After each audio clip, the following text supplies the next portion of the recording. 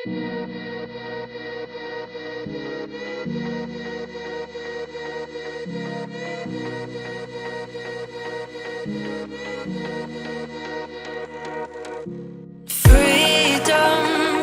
I never had the chance to run. Leave behind the said and done. Figure out what's to come. Reasons, all the bigger things I can't ignore. I'm not getting what I came here for. Gotta get ahead of something more. So I think I found a new way out, way beyond a shadow of doubt. 'Cause I can't breathe, and I guess I could be stronger now and leave it up to fate somehow. But I'm doing this for me.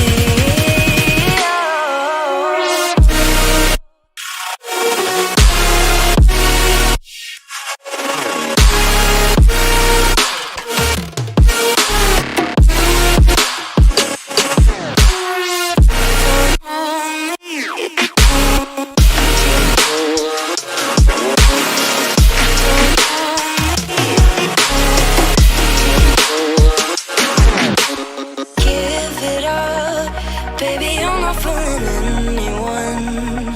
Always going on and on. Can't you keep it to yourself for once? Oh, I think I found a new way out, way beyond your shadow of doubt. And I can't breathe. Oh, I hope you're keeping count of all the times you let me down, and all the things you said out loud, the bullshit I could cry about. And I know we could be stronger now and leave it up to fate somehow. But everything I do for me.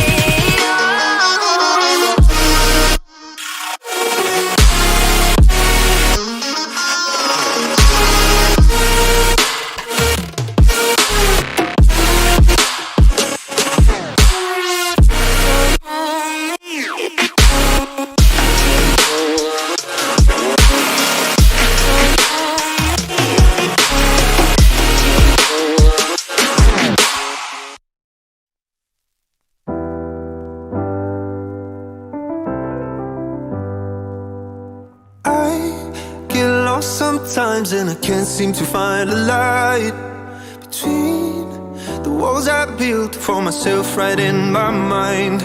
And then you came over and you showed me love that I never had seen before.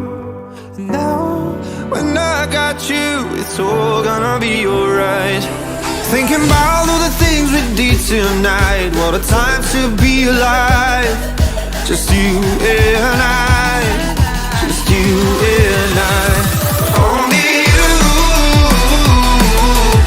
can put the fire out. You can turn it all around. You can lift me off the ground so we can fly again, so we can fly again.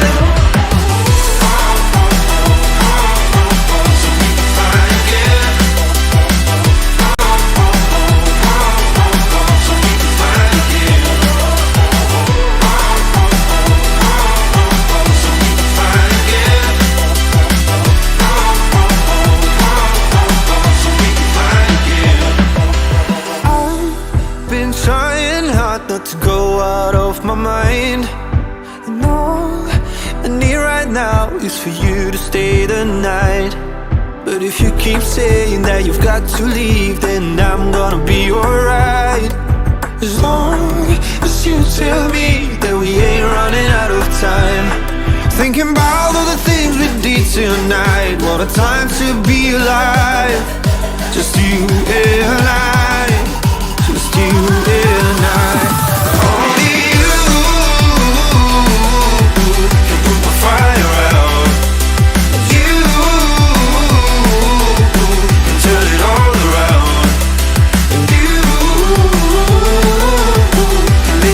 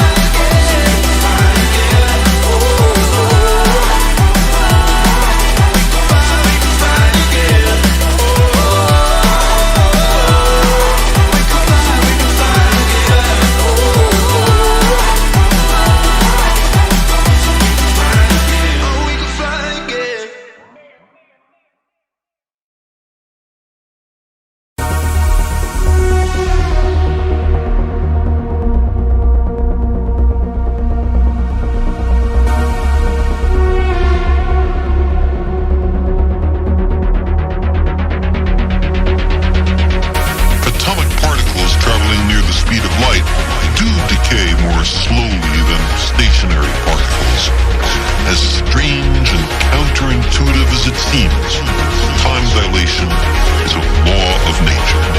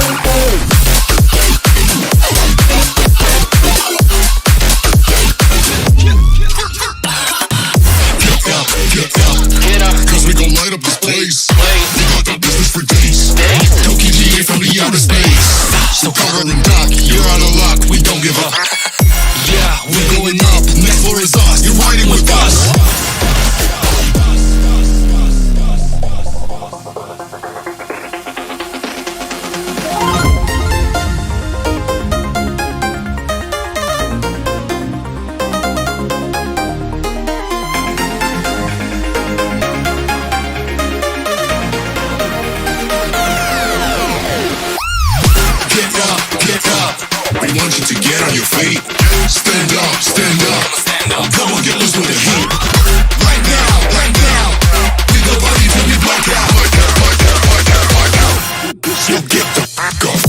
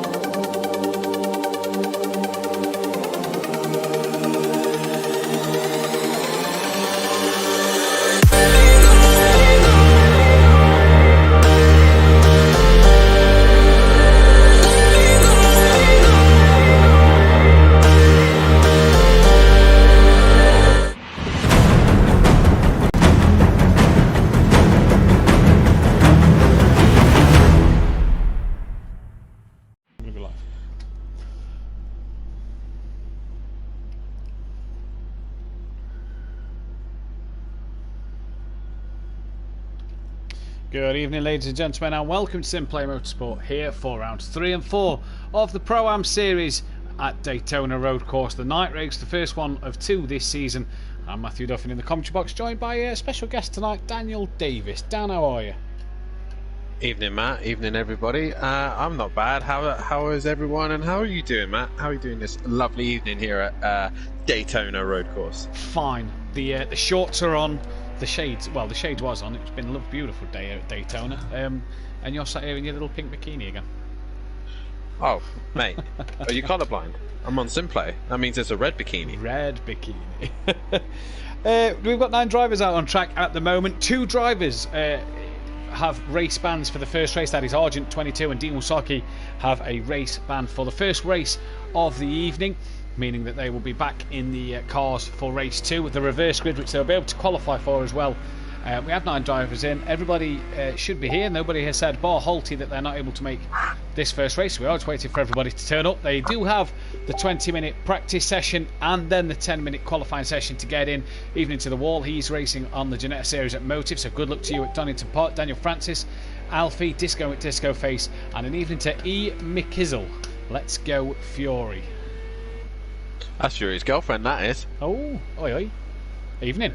Soon to be wife. Yeah, definitely.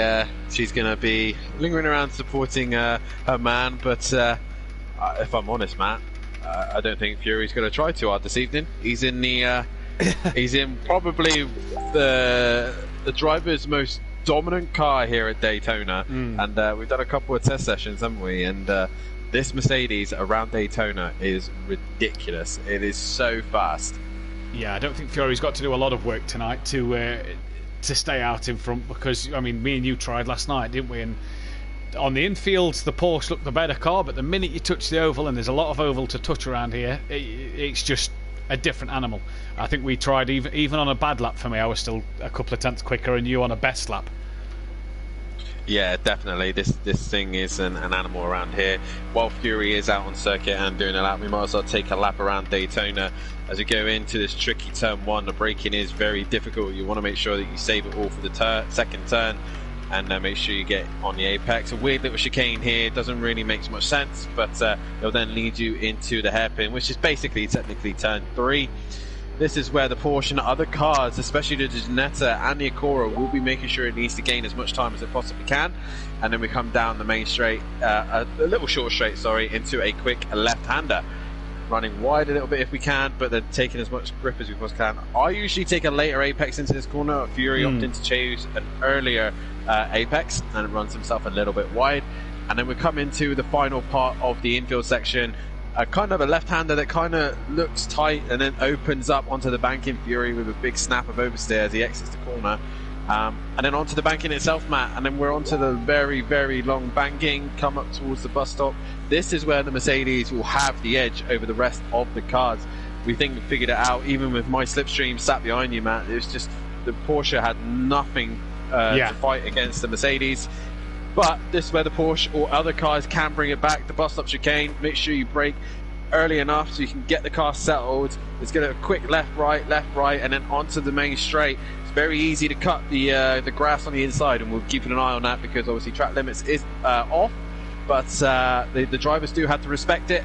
Into the banking, you got to make sure that you had a great run out the bus stop into the final banking. If you've got a tow, the tow will need to be important here. You will need to make sure that you stick to the car in front. Fury on his own, a bit of a messy lap, comes across the line, and he does a 46.3 with a messy lap. So already the Mercedes is looking strong here tonight, Matt.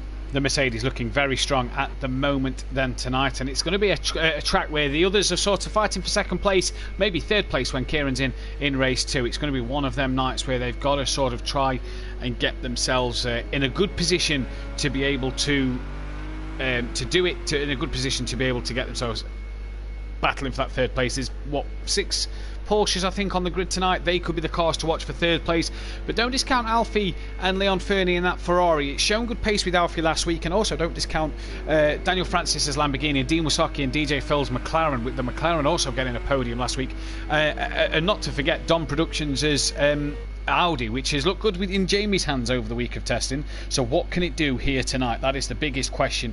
A few cars to watch out for, but it is ultimately a battle of second place here tonight, Dan, in this first race.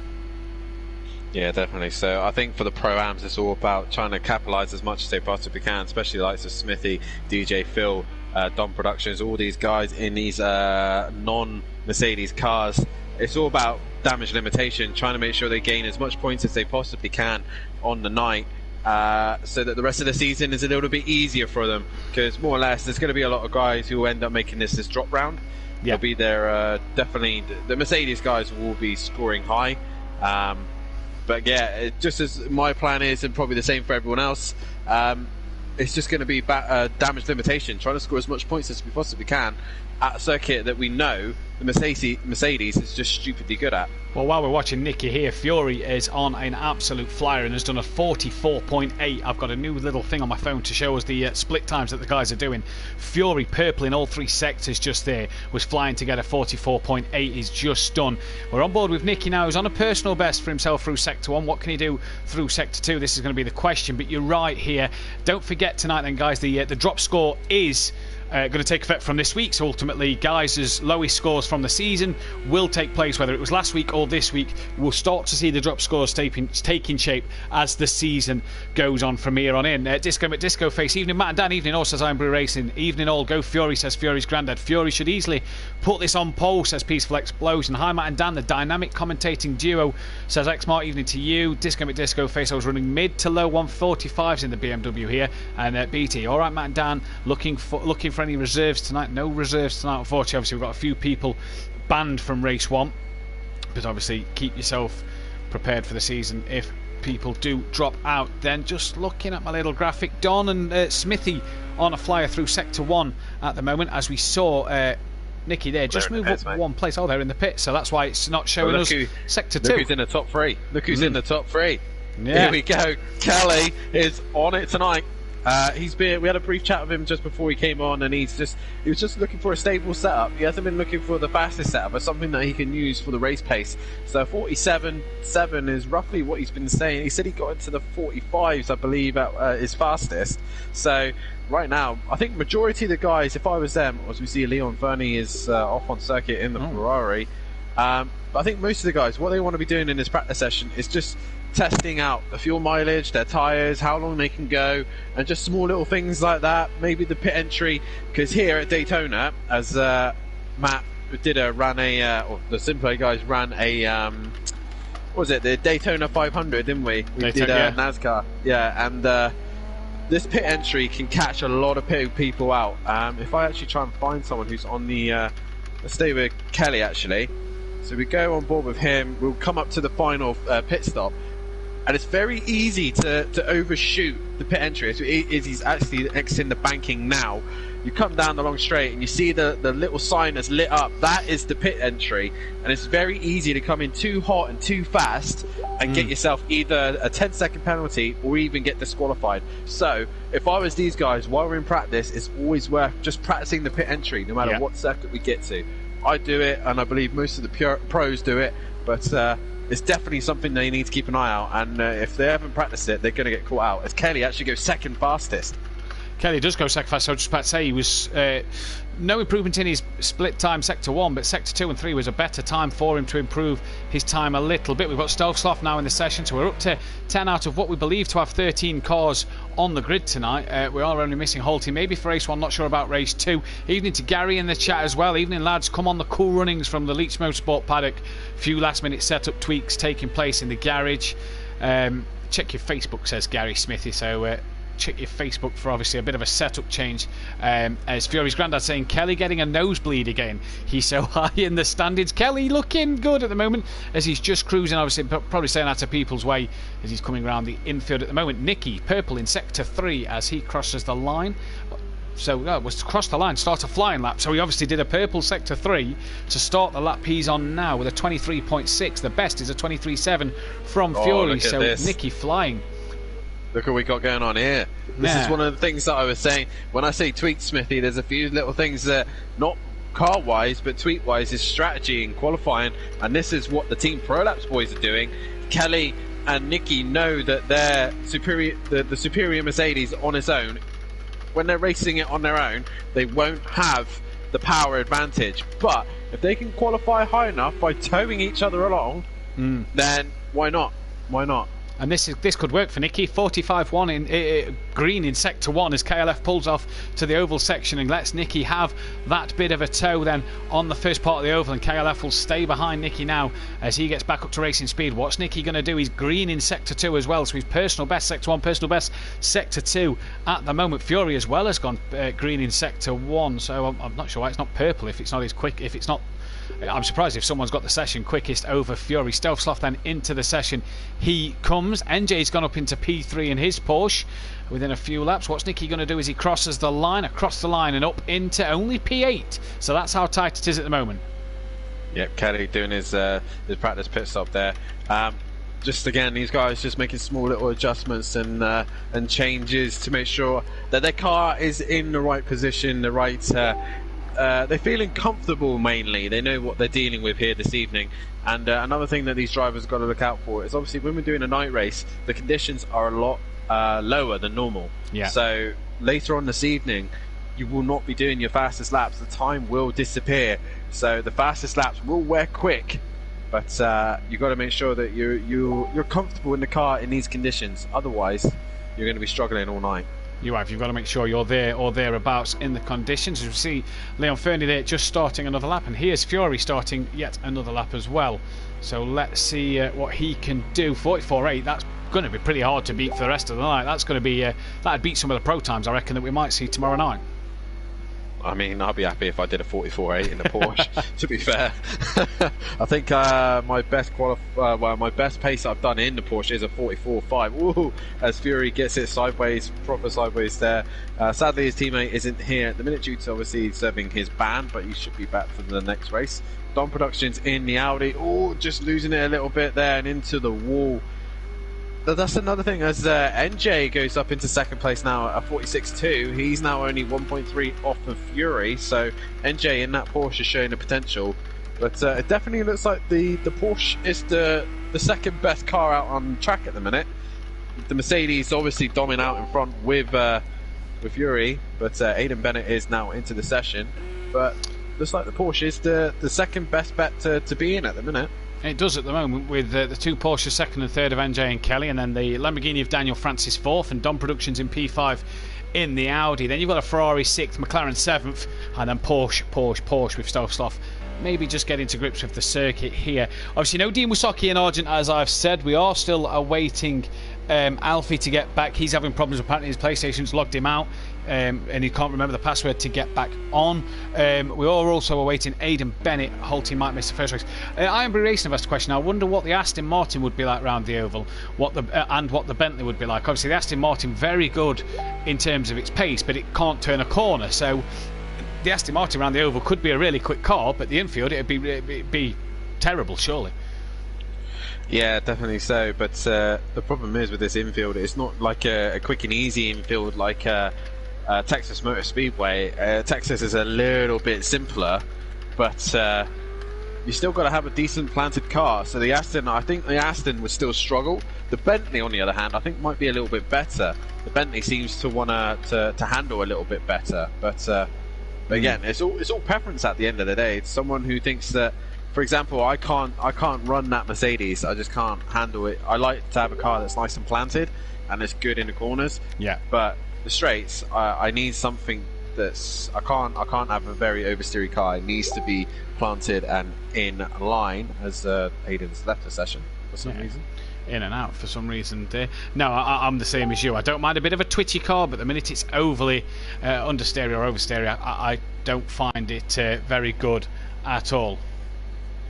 No, definitely not. But DJ Phil coming towards the line. He's been doing a lot of practice lately as well. In that McLaren looks like he's paying off a little bit. He's currently in 7th place at the minute, ahead of Nicky, Smithy, and Stealth Sloth. Stealth Sloth's improving as well. So the guys starting to find the limits here. And remember, guys, this is only a practice session, so these guys will be trying to capitalise as best as they can before the qualifying session and get things rehearsed and sorted, ready for the short qualifying session that we have on the way. The short qualifying, the 10-minute qualifying. As that Bozzy boy in the chat, missing 4 people, not including Dean and Kieran. Yep, Alfie having problems. It signed him out and he can't get signed back in. Hopefully he can get out one sorted. Holty not available to get to race 1, maybe race 2, but we're also missing Cam's revising for an exam tomorrow, so obviously that time of year where exams are coming up, so Cam's getting some revision in for an exam. I don't know who the other driver is that we're missing. I can't remember who it was. Aiden Bennett's not yet back in the session. He was in and then left, so maybe hasn't loaded wheel up issues for him. maybe. Yeah, we'll have to wait and see. But we've got the 10. Obviously, Dean and Kieran will be joining us later. Sutty Apex, the Acora's planted. Dan, there you go. You want a planted car? Yeah, you wouldn't catch me dead in a Acora. Sorry. I don't like Hondas. Oh, Leon Fernie's just dropped it in the infield section. But Yeah, no, I mean, Sutty, the Acura is massively slower as well. Yeah. As you proved the other night. But fair play, mate. You're giving it a go. But the other car, obviously, we haven't got this car in the Pro-Am, but another car that I think is going to struggle in the Pro at least is going to be the Ginetta. I mean, Andy and Emo guys seem to have it completely hooked up, and it's a great setup for that car. It looked quick last week round Spa, didn't it? It did look very quick, and I was, I think, like the rest of the Pro-Am, the rest of the Pro, we were kind of shocked at how quick, especially Andy was in the Ginetta, especially around Spa. Yeah. Not the easiest circuit. Like, there's a lot of straight lines, there's a lot of opportunities where it could lose out, and it didn't. It was still, like, even when I was leading in front of it, it could just stick into my toe, and I wouldn't lose it. It would still be there. It was surprised. I think me and Kelly was very surprised at how quick it actually was. It was a car that looked very, very quick in that first race. Looked quick in race 2 before the weather changed and I had a few incidents. This is a car we've not got in the Pro. Only the one Lamborghini on the track this season. Obviously, two in total with the team, but one on track tonight, none in the Pro. So it's going to be interesting to see what the Lamborghini can do tonight around Daytona Road Course. Obviously, the Lamborghini quick in a straight line, but what can it do in relation to the Porsche and the Mercedes-Benz? It's down in P5 at the moment, which isn't too bad. Leon Fernie's gone third in the Ferrari. So, Dan, he did that earlier on. A car that you drove around here last season and was painfully traumatised around here in the Pro. In the Pro-Am could be a good little car. Oh, don't get me wrong, the Ferrari is planted. It's a very quick car in the corners. On a straight, in a Pro class, I mean, nah. I mean, me and Fury ran it, well, for comparison, Fury in the Mercedes is leading this this practice session in the Mercedes. In the Ferrari, we qualified out of the top 10. Yeah. So it already shows. I've got to give it to Leon. He's as I say, he spins it. He's doing a good job of it, and he's definitely getting the best out of it. Yeah. But I honestly don't see him going any faster than what he's done. It's a bit like the Acura. It's set up really well in the corners. It handles really well. Yeah. But then again, it's not very fast in a straight line, as we see here. Kelly is actually up on his time. He's found quite a bit of time, as Leon needs to stay out of the way, and he does so very respectfully. Kelly and NJ as well is up on his time through Sector 1. I think NJ... NJ's gone back into the pit, so that's why that's not showing his Sector 2 time. Kelly has set a personal best of 46.579 here, only a couple of tenths off the back of Leon Fernie and NJ, so he doesn't need to find too much here, but he's got quite the gap back to Daniel Francis, nearly 4 tenths of a second back to Daniel Francis. So what can Kelly do tonight? That's going to be the main thing to see. Who are you tipping other than Fury here for a race win, if not a pole position? I mean, NJ is looking strong in that Porsche. Leon's up there. The two Pro Laps boys, once Nicky gets himself comfortable and into the flow of things, I reckon he can be up there. Kelly's looking very good here tonight. He's 2 tenths up on his personal best towards the line. He goes 2 tenths. Now he puts himself in third, so he's getting closer to NJ. Surprisingly, I would say that Kelly is looking good for a solid second, at least. Won't be pole position. Fury for pole position for me. Yeah. He'll unless he does something drastic and stupid, which I know Fury won't. Then I don't. It's his for the taking, really. But if we're talking GT3 2.0, then it's going to be between NJ and Kelly for at least second. Leon Fernie, I think, is close, and I think once Nicky gets himself a little bit more comfortable and in the zone, I reckon Nicky will be up there as well. Yeah, I agree with you on that. Well, we're just coming to the end of practice and the final laps are getting in. Fury leads the title by 22 points from Don Productions, who had a good weekend at Spa last week. A good week at Spa last week, should I say. It's then DJ Phil in third place at the moment. Not seeing much of Phil tonight, but he's in third place in the title. Got off to a flyer with a podium and a bit of a poor second race. KLF in fourth place in the championship. 28 points off the lead, with Alfie in P5. Argent's down in 6th, but obviously heavily disrupted by missing this first race tonight. Nicky in 7th place with Cam in 8th. Daniel Francis is 9th with Stealth Sloth down in 10th. Aiden Bennett 11th. And then it's the two cool running Porsches of NJ and Smithy on 6 points apiece, with Leon Fernie on 4, Holty on 3, and Dean Wasocki bottom of the table, started the 2 races, retired in the 2 races, so no points for Dean at the moment. Forever Forward lead the constructors by 30 points from Team Prolapse, with Piston Broke in 3rd. Lone Wolf Motorsport of Don Productions is in P4, with AA 3D Printing in 5th. Ready, Set, Go with the 2 McLarens, Dean and DJ Phil, are P6. P7 is MC Motorsport. P8, Team Cool Runnings and Holty on his own, obviously at the bottom of the constructors title, only having raced race 2 last week. It is a battle for 2nd place here. 18 people watching 11 lights. Guys, hit that thumbs up button, subscribe to the channel if you want to, and get your thoughts on who's going to take pole, if not win the race, or what your podium's going to look like, because we're seeing DJ Phil come around the track now. He is on a flying lap here. 2 green sectors at the minute, and he's going to cross the line. What can he improve to? 7/10 up. Oh, just misses out on Don. I'll tell you what, DJ Phil, mad respect to the guy. He's not the fastest guy, but he's consistent. That's why he's sitting 3rd in the championship, as the practice session has now come to an end. And what did we expect, Matt? Fury is at the top, and by a mile as well. No one able to touch that Mercedes. To be fair, he's not the fastest in the middle sector. Oh no, he is still the fastest in the middle sector, but still, it's not.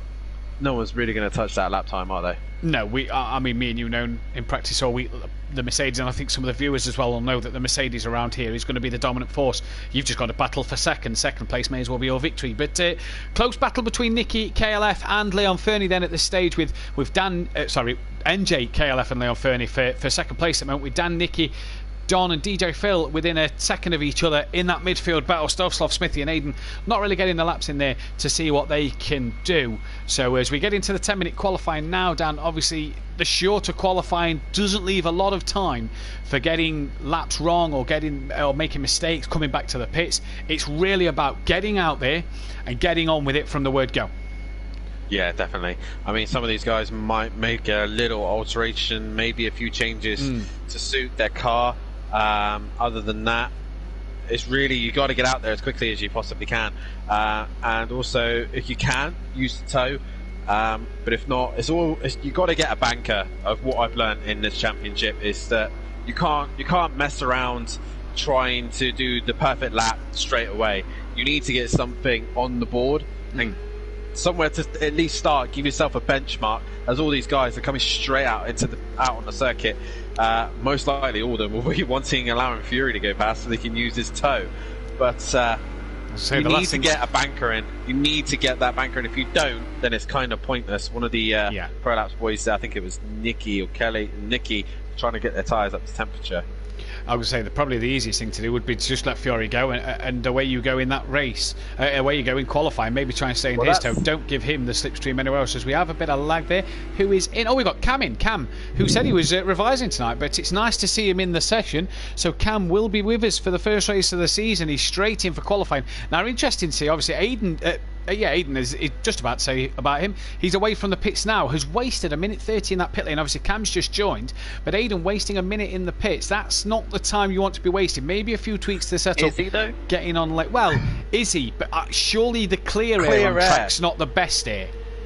But if you've got a pack of drivers who are not capable of running in a group as such, then you could get caught up in someone else's incident. This is the only problem of being in a pack, you know? If one person messes up, then it's going to more than likely affect your lap as well. Yeah. So maybe, like I said, maybe he's just getting a banker in, and maybe he thinks, right, I'm on my own, I might as well do the lap as best I can, and then go from there. As you see, Nicky and Kelly are kind of moving off to one side, which I wouldn't want to be doing it on the banking. I wouldn't want to be doing it like much sooner than that. I'd have done it before the bus stop, put it that way. Yeah, definitely. These guys, that hasn't quite worked, but it looks like they're... the other thing I was going to mention, the tyre temperatures here, they start off really low. Yeah. So for me, what I found in the Porsche was my second and third lap were actually my fastest and my best. Yes. So this is the other problem with being a night race in a shorter qualifying session. You kind of have to rely on your second lap being your best. Really. Yeah, and it was the same in the Mercedes for me. The second, third lap, when the tyres was fully up to temperature and you'd got that bit of fuel off the car, seemed to be the better laps for the Mercedes, and like you say, for the Porsche likewise. So maybe that's what Nicky and Kelly are doing, using that bit of experience. Just have another lap to get the tyres up to temperature.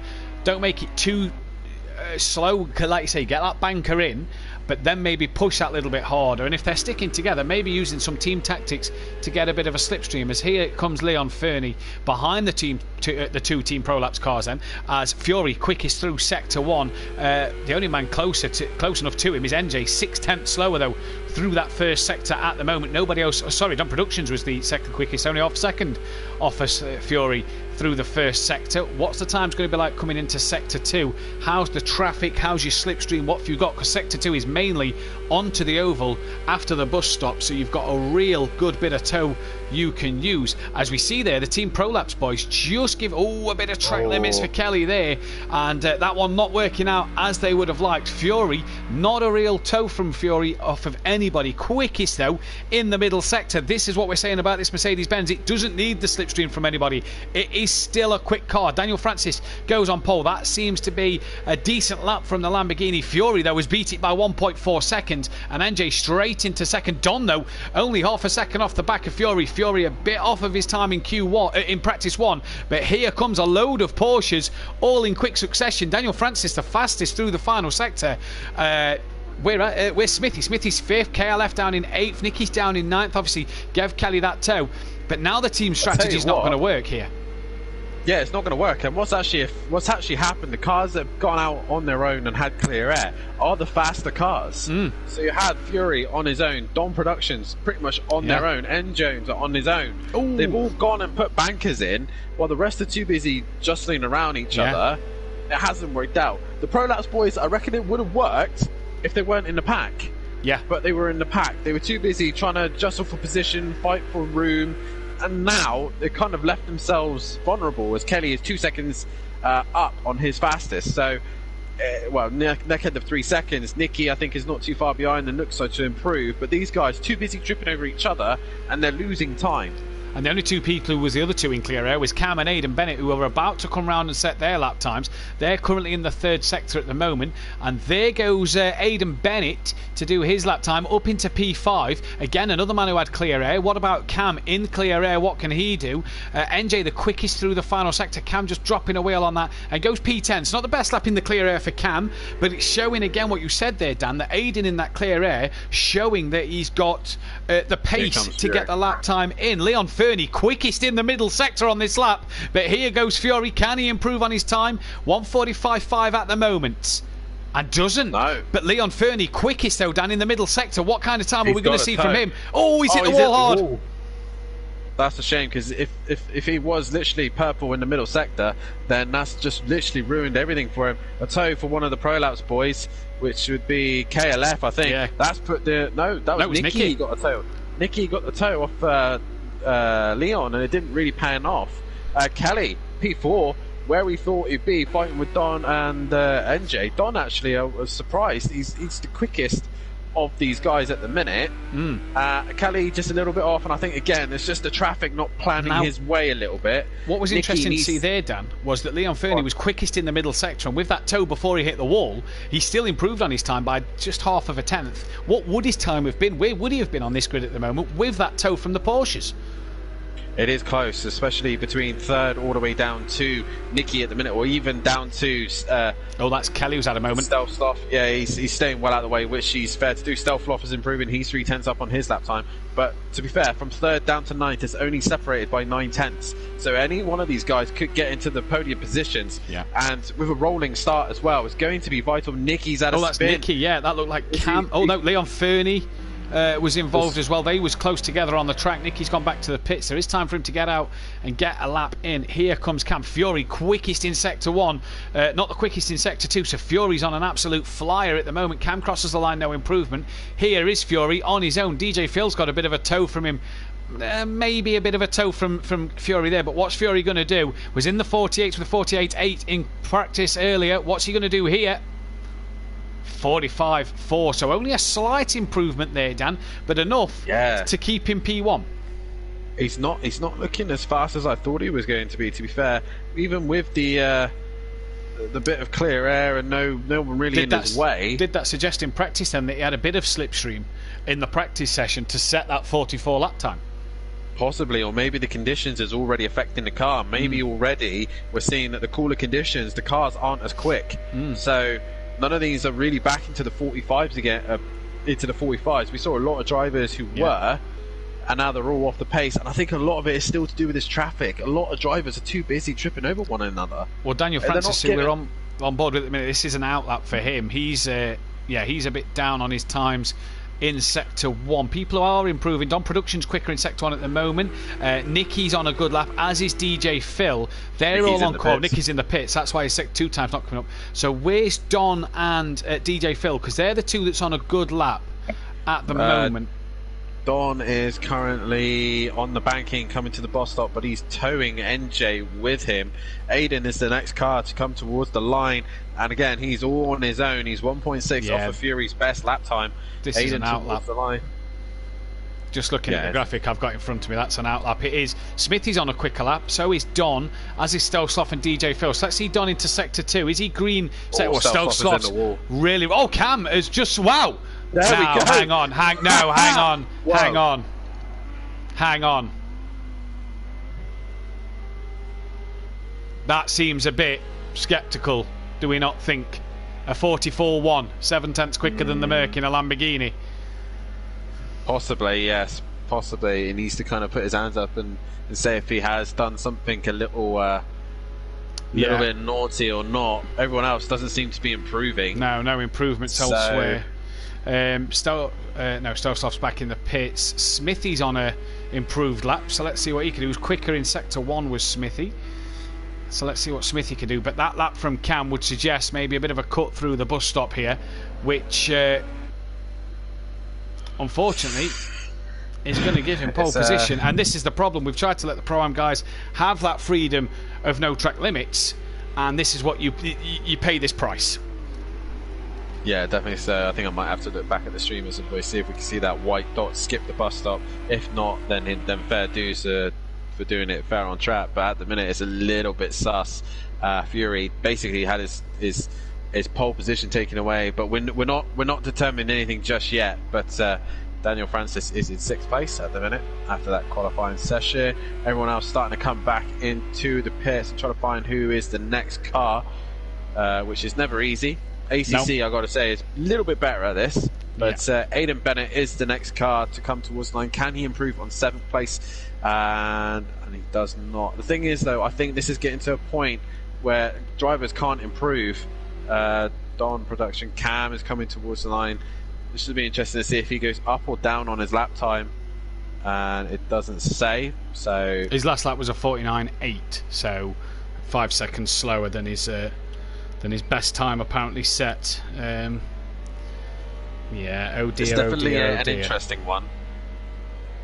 As we can hear McLaren, that's definitely DJ Phil coming towards the line, and he does not improve. NJ and Don, they don't improve either. So that's definitely a questionable qualifying, nonetheless. But, okay, I've just gone back on the stream, and there is a car that cuts the bus stop chicane. And I'm just going to watch that dot back on the stream on the tablet next to me. And if that dot crosses the line and that says Cam goes quickest, then yes, Cam has cut the whole bus stop chicane to get that time. But with that, he's on pole position, which is a bit... I mean, if you look at the final sector, Matt, he's done a 21.8 and the rest are doing 23s. So... to me, that says he's gained 2 seconds.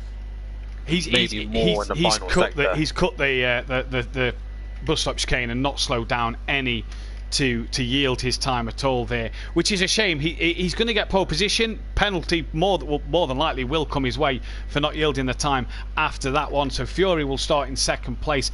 Don Productions in the Audi then, best of the rest, which we kind of are surprised by in 3rd place now, what would have been 2nd place. NJ then, the one that we thought was battling with Kelly and Leon Fernie for 2nd, down in 4th, with Kelly down in 5th place himself. Daniel Francis then in 6th, with Aiden Bennett 7th, Smithy in 8th, Nicky 9th, Stelsloff in 10th, Leon Fernie 11th, DJ Phil Green down in 12th place. But this qualifying's kind of been ruined by someone who's not been able to take the limits and Yeah. This is racing at the end of the day. We need to be fair sportsmanship to one another, and at the end of the day, let's be honest, Project Cars isn't the nicest of games when it comes to penalties. It's definitely one of the better ones, but it's still not perfect. So we give this opportunity to Pro-Am. I know majority of the I say all the pro drivers are very much fair in when taking track limits, and we do give each other the respect. So when you then expect Pro-Am to do it, you get some people who take a little bit of the mick of doing something like that. It's just not fair. It's not pure sportsmanship. We've been denied of a Fury pole position, which everyone was expecting, and just because someone was wanting to prove. And ultimately as well, if you're Don, NJ, if you're KLF, you know, and everybody who was behind, and may have, I'm not saying he wouldn't have got qualified up the sharp end of the grid. Oh, Don, for example. But Don, front row of the grid. You look at where Don is, would have been on the outside of Fury into turn 1 on a rolling start, and now he's staring at the back of a Lamborghini, which isn't fair to him. But we are rolling here. We are about to get underway. The rolling start at Daytona, as always. The lights come on. And we're green here, and watch the Merc. It's just going to get an absolute blinder. It's going to pull away, but the Lamborghini's giving it a good run for its money, and Fury already around the outside stays a little wider than he may have liked to, and that has probably been compromised due to that second place qualifying. And we all look like we're through turn 1 pretty cleanly, and that is brilliantly done compared to last week. Fury, though, has lost out to NJ in that battle going into turn 1, so NJ's up into second place. Fury's fighting back at him up the inside in towards turn 2, and has he got that one done? Yes, he has. So back into second place for Fury, and in fact into the lead from Cam. Yeah, already Fury taking the race lead back from Cam. A couple other guys have looked like they've had a struggling start at the back a little bit. Nicky's on the back of Smithy. Kelly's got Smithy behind him as well, but Fury retaking that lead, all that, basically his pole position back away from Cam.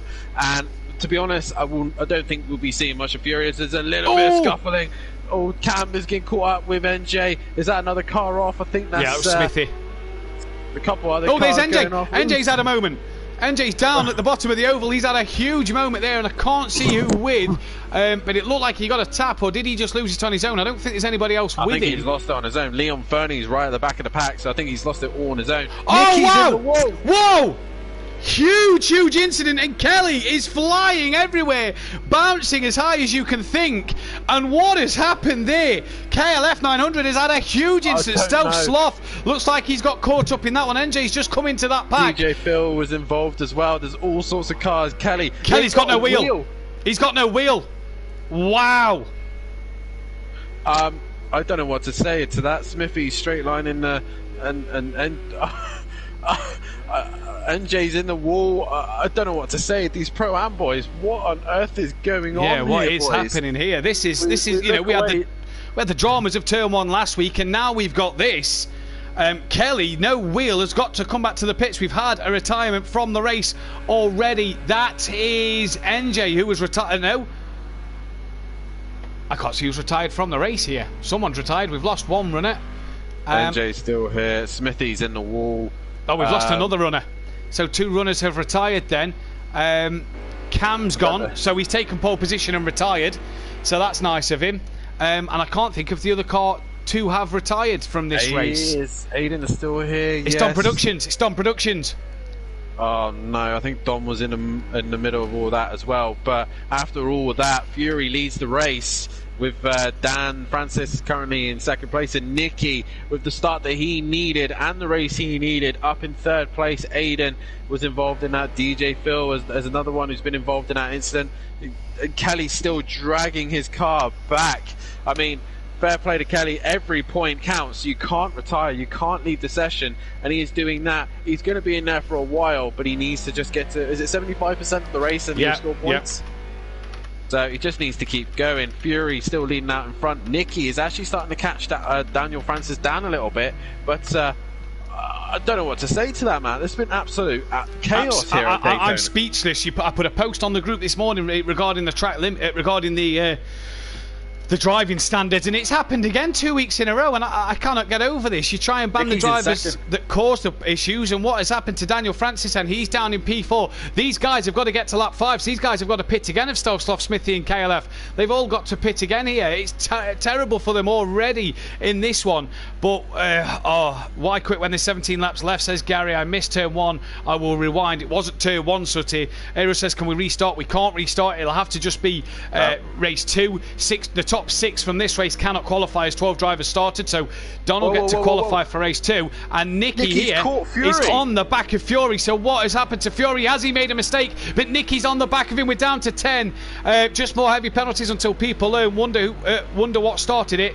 An aerial keep out of everyone's way, but whoever was next to me thought I'd look nice in a wall. It's yeah.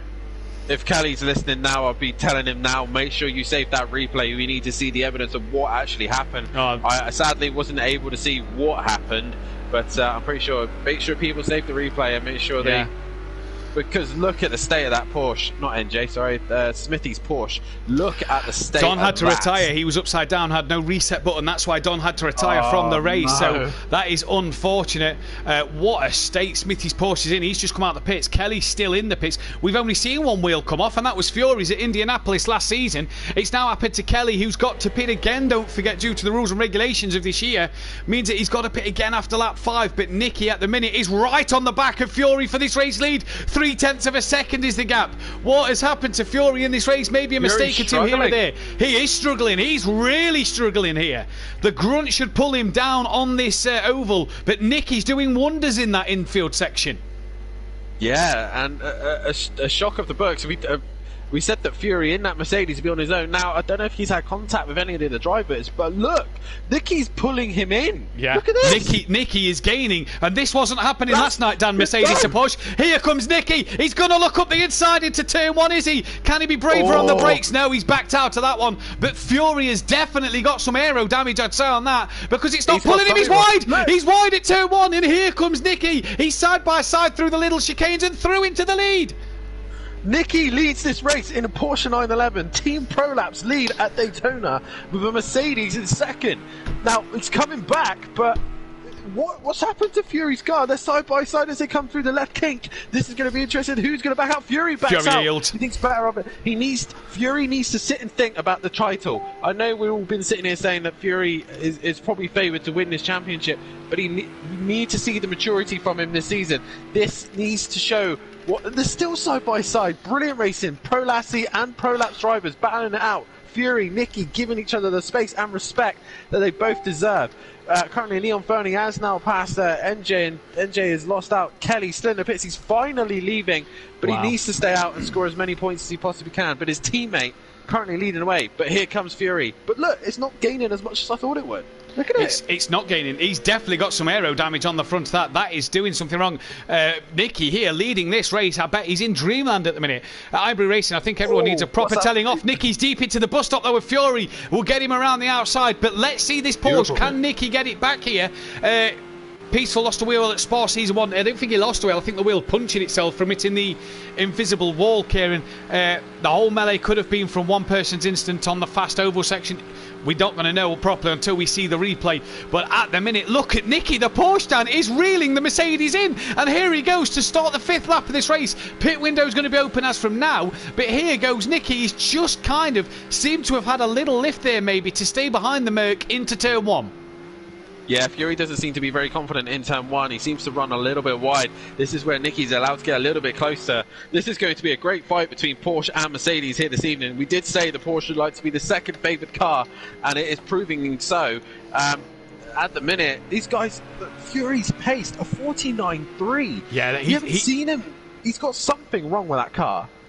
Low 45s in qualifying and a 48 in practice to now a 49 in race pace. I know race pace is a couple of seconds slower, but not 4 seconds slower. He is really struggling. Guys, 28 people watching the stream, please hit that thumbs up button. Let's try and get it to 30 likes if we possibly can today. This is a great battle though on track. Team Prolapse versus Forever Forward Racing. Only one Forever Forward Racing car until the second race.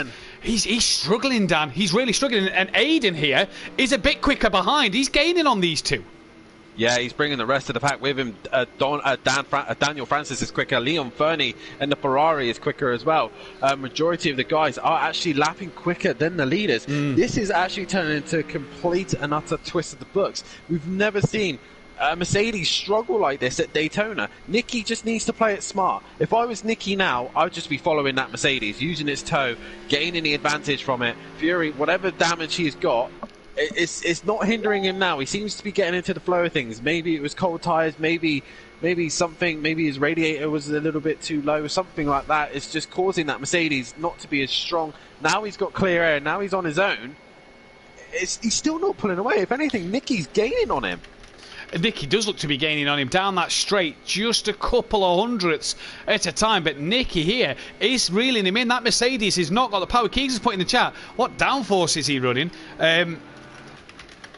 I can't imagine he's changed his downforce that much as Fury. I can't see him changing it that much. Fury's mum just says, come on, Fury, put your foot down. Aiden Bennett, quicker than Nicky last lap, but Fury's only 8/10 off. Fury's back on the pace a little bit here. I don't know what's happened. Has he changed his tyre pressures where his tyres was not warming up as quickly? Possibly, something like that. Something was hindering him, as we see NJ is into the pits now on lap. Yeah, so that's the end of lap 5. End of lap 5, yeah. So NJ, the first man to pit under the pit window. So yeah, so I don't know whatever's happened. Fury spun it! Oh, Fury's lost it! Fury's lost the car. Nicky's got nowhere to go, and he's ploughed into him. Now that could be bigger damage for Fury than Nicky. Then will be pitting. Both. Oh wow. Aiden Bennett is in the hot seat at the minute, as is Daniel Francis. Aiden has a win to his name at the end of last season, and Daniel Francis still looking for his first win. Nicky flashing his lights, as is Fury, but Fury lost it. Nicky nowhere to go as he was coming on. DJ Phil is in the pits at the end of lap 5 as well, so that's his pit stop done. But at the moment, this race, like the Disco Face said, could throw up anything, and it is throwing up things at the minute. The championship leader, the guy we said would dominate tonight, isn't dominating. Aiden's really coming. And where is Daniel Francis going there? That is not the line through the bus stop. That's a slam dunk penalty there. Yeah, that's going to be a couple of seconds onto his time. But that was blatantly obvious there, as we see Nicky now leads this race. Fury, look at him. Now he's back at his race pace. Look at that Mercedes just crawl all over the back of the Porsche 911. Nicky, what is he going to do? Is he going to fight this, or is he going to allow the Mercedes through? Fury around the outside. It'll be good. It'll be a brave move if he can get the job done. But I don't think Fury's got the braking confidence nor the grip. He just seems to be struggling in turn 1. Everything just seems to be... Look at Aiden. Aiden's there. Aiden is right there. I've got an incident which I have, says DJ fell on a text message. Not sure what that one is, but DJ, yeah, he's been in the pit since last lap. Nicky here is flying. Aiden's really gaining on these two now. Dan Francis did the same lap as Aiden. Obviously, we saw he cut the bus stop chicane. That is I tell you what. Well. Right, so Smithy in. So he has done his pit stop then at the end of lap 6. End of racing lap 6. Fury around the outside of Nicky, and they lean on each other, coming down towards the corner before the oval. And Aiden Bennett must be sitting there licking his lips, home from work straight on. He must be thinking, I've got a podium chance here.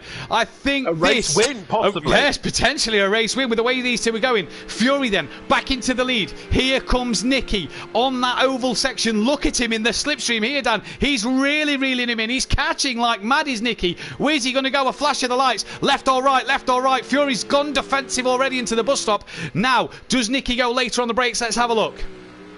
No, he's being brave. I said he was going to be brave, but he needs to be cautious of what is going on in front of him. He wants to make sure he gains as much time or points as he can, but Aiden has dropped off. He's 8 seconds. Oh, he's had a problem. Now. Aiden's struggling. So it's now Daniel Francis is in the driver's seat now when it comes to these two making a mistake. So something has happened to Aiden. He's dropped back, but Nicky not as brave as Fury. Fury looks like Fury's coming in, and he is. Nicky is going with him. So these two opt in for the pits on lap 7. Make sure they don't get a penalty, because if they do, this will really affect their race. So Daniel Francis coming in way too hot, and I think. Did he get away with that? I think he might have got away with that. He's got away with that. Aiden Bennett, is he coming in? I think he is. He is. Yes. Get on the brakes. Get on the brakes. Get on the brakes. Oh, how has he got away with that one? Okay. I don't know. Well, Aiden's got away with it as well. So the 4 leaders, Leon Fern is in. They're all coming in on this end of the 7th lap. They're all coming into the pit lane here. This is very interesting to see. Tyres dead, says Aiden. How I wish I'd been a part of this. Wow. Fury's still in the pits. Dan Francis put in the chat, I outbraked myself, lifted in the middle of the bus stop chicane. So he's admitted that he outbraked himself and cut the corner. But what a pit stop that is. What a pit stop that is. He was 5 seconds behind. He was 5 seconds behind. Nicky and Fury must have had a bit of damage. Fury more than Nicky, because Nicky's come out in 2nd place. Fury is down in 3rd. So the race leader, 3rd place, Daniel Francis, is leading this one then with on lap 8 of 17. And he's hit the wall! He's hit the pit wall! He repairs his damage and could have some back already. Fury is struggling in this race here, and it's not the start he wanted. Aiden Bennett coming out the pits now, but NJ is up into 4th, and NJ with the early stop on lap 5, keeping himself out of trouble, has managed to get himself potentially, if Fury keeps making mistakes, onto a podium shout. But Daniel Francis, from 5 seconds off the lead, leads by 13 seconds. What a pit stop! Wow. Wow. I don't know what to say, Matt. Fury and Nicky too busy fighting with one another, and I believe the contact between Nicky Fury's got serious damage on the front of that Mercedes. He is struggling to keep it in a straight line. But the little damage, I think, between those two when Fury dropped it has allowed Daniel Francis... He's dropped it! He dropped it! That's at the bus stop chicane. He's got it back going, but he's going to have massive damage on that car. Look at the light. So as he was leading this race, he's dropped the car coming into the bus stop chicane, and this could play massively into hands of this man, Nicky. Team Prolapse could be in for a race win here. Fury with damage. Oh, he's crabbing. He's struggling. He is struggling. NJ could be on the podium here. Oh my God. What... I don't know what to say. What are these guys doing? Like, Daniel Francis had the race lead. He had it. He had 13 seconds. All he had to do was stay on track. Nicky, after all the pit stop, after all the chaos, leads this race here at Daytona.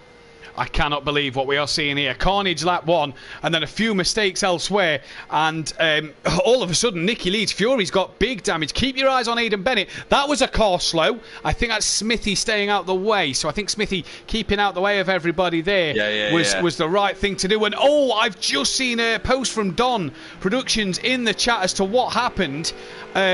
He was the man who was on his roof and obviously got retired from the race. And wow, that was absolutely... Well, all I'm going to say is, involved with an incident with Cam, Don then ended up getting tapped in the rear, lost it by putting 2 wheels on the underside of the oval part, which spun him round onto the oval into the path of Kelly. So, huge incident I've just seen on the group chat. But here, in this race, wow, this is I don't know what to make of this race. Fury damaged, NJ's in 3rd. NJ, provided the damage of Fury's too bad here, Dan, could be on for a 2nd place. I just rewatched that as well, and my God, like, what? It's a banking. Like, I'm not gonna try and like put it into perspective, but like, you're on a banking. There's not really much to negotiate. You're not at high speeds. It's a fairly simple corner. You're not going to lose out. It's yeah, the Lamborghini seems to... Did you see the Lamborghini in the rear view mirror tap the rear of him? It just seemed to be very... I don't get it. And that was Cam. That was Cam who came on, stole the pole from Fiore, and then did that and retires. Disappears. I mean, what are we doing here, Cam? You know, either way, that's going to have to be something to look at in the steward's office, no doubt. But Nicky in this race leads, and we say that Fury's badly damaged. Fury's in the 45s. Yeah, but here's the thing. Nicky just needs to stay on track. And with a new rule this season saying that lapped cars don't have to get out of the way, is that correct? Yeah. Look who's the lapped car. Yeah. So, if Kelly is playing ball here tonight, and he probably will be, he'll want to make sure he holds up Fury for as long as possible to help his Prolapse teammate Nicky to survive a little bit longer. We're only on lap 10 here. It says Kelly there is on lap 8, as he's been in the pits for so long because of that kind of ridiculous incident in the banking. But if Kelly just holds up Fury for as long as he doesn't need to get out of his way, he can stay there. He doesn't need to move. He can take his line.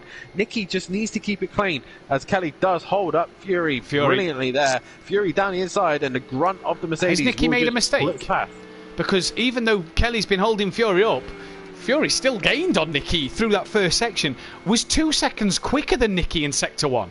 So even Nicky must have had a bit of a horrible Sector 1 compared to Fury, because Fury was flying in the first sector and has managed to now clear Kelly. I mean, Kelly could have possibly gone down the inside and made Fury's life a little bit more easier, but I think he was thinking better of it, decided to skip the chicane. But this is the thing. One of these more regular drivers that I know, Fury, Kelly, and a couple others, Leon, Fernie, DJ Phil, the guys that I normally race with, I know they will respect the rules and be fair. Sometimes Leon can be a little bit questionable, but he's still fair. And some of the things that we've seen this evening already, I know Spa was a bit ridiculous, but the guys who caused the incidents at Spa last week aren't here. They're not here to cause the incidences. Yeah. And we're still getting kind of questionable driving. We've still got to wean it out. And, you know, all right, yes, you look at Kieran's incident, and it was what it was. It was mainly a ban for the block of pit lane and cut of corners to get into the pits, as well as the dive bomb. You know, nothing malicious in terms of attacking drivers. No. Not like Dean's, which was, all right, blatantly plough into turn one and everybody plough through, sort of Dean plough through everybody. But we're seeing this here. Kieran's wasn't as malicious as that. So even though Kieran's got a race ban, it was nothing for the danger that he was ploughing through drivers. But Cam here decides to cheat and take pole position and then just plough into Don, which causes a huge pile-up and disconnect. And, you know... Well, it's just ruined Don's race. It's also ruined Kelly's race. Kelly was looking good. It's ruined Kelly's. It ruined Stealth Sloth's.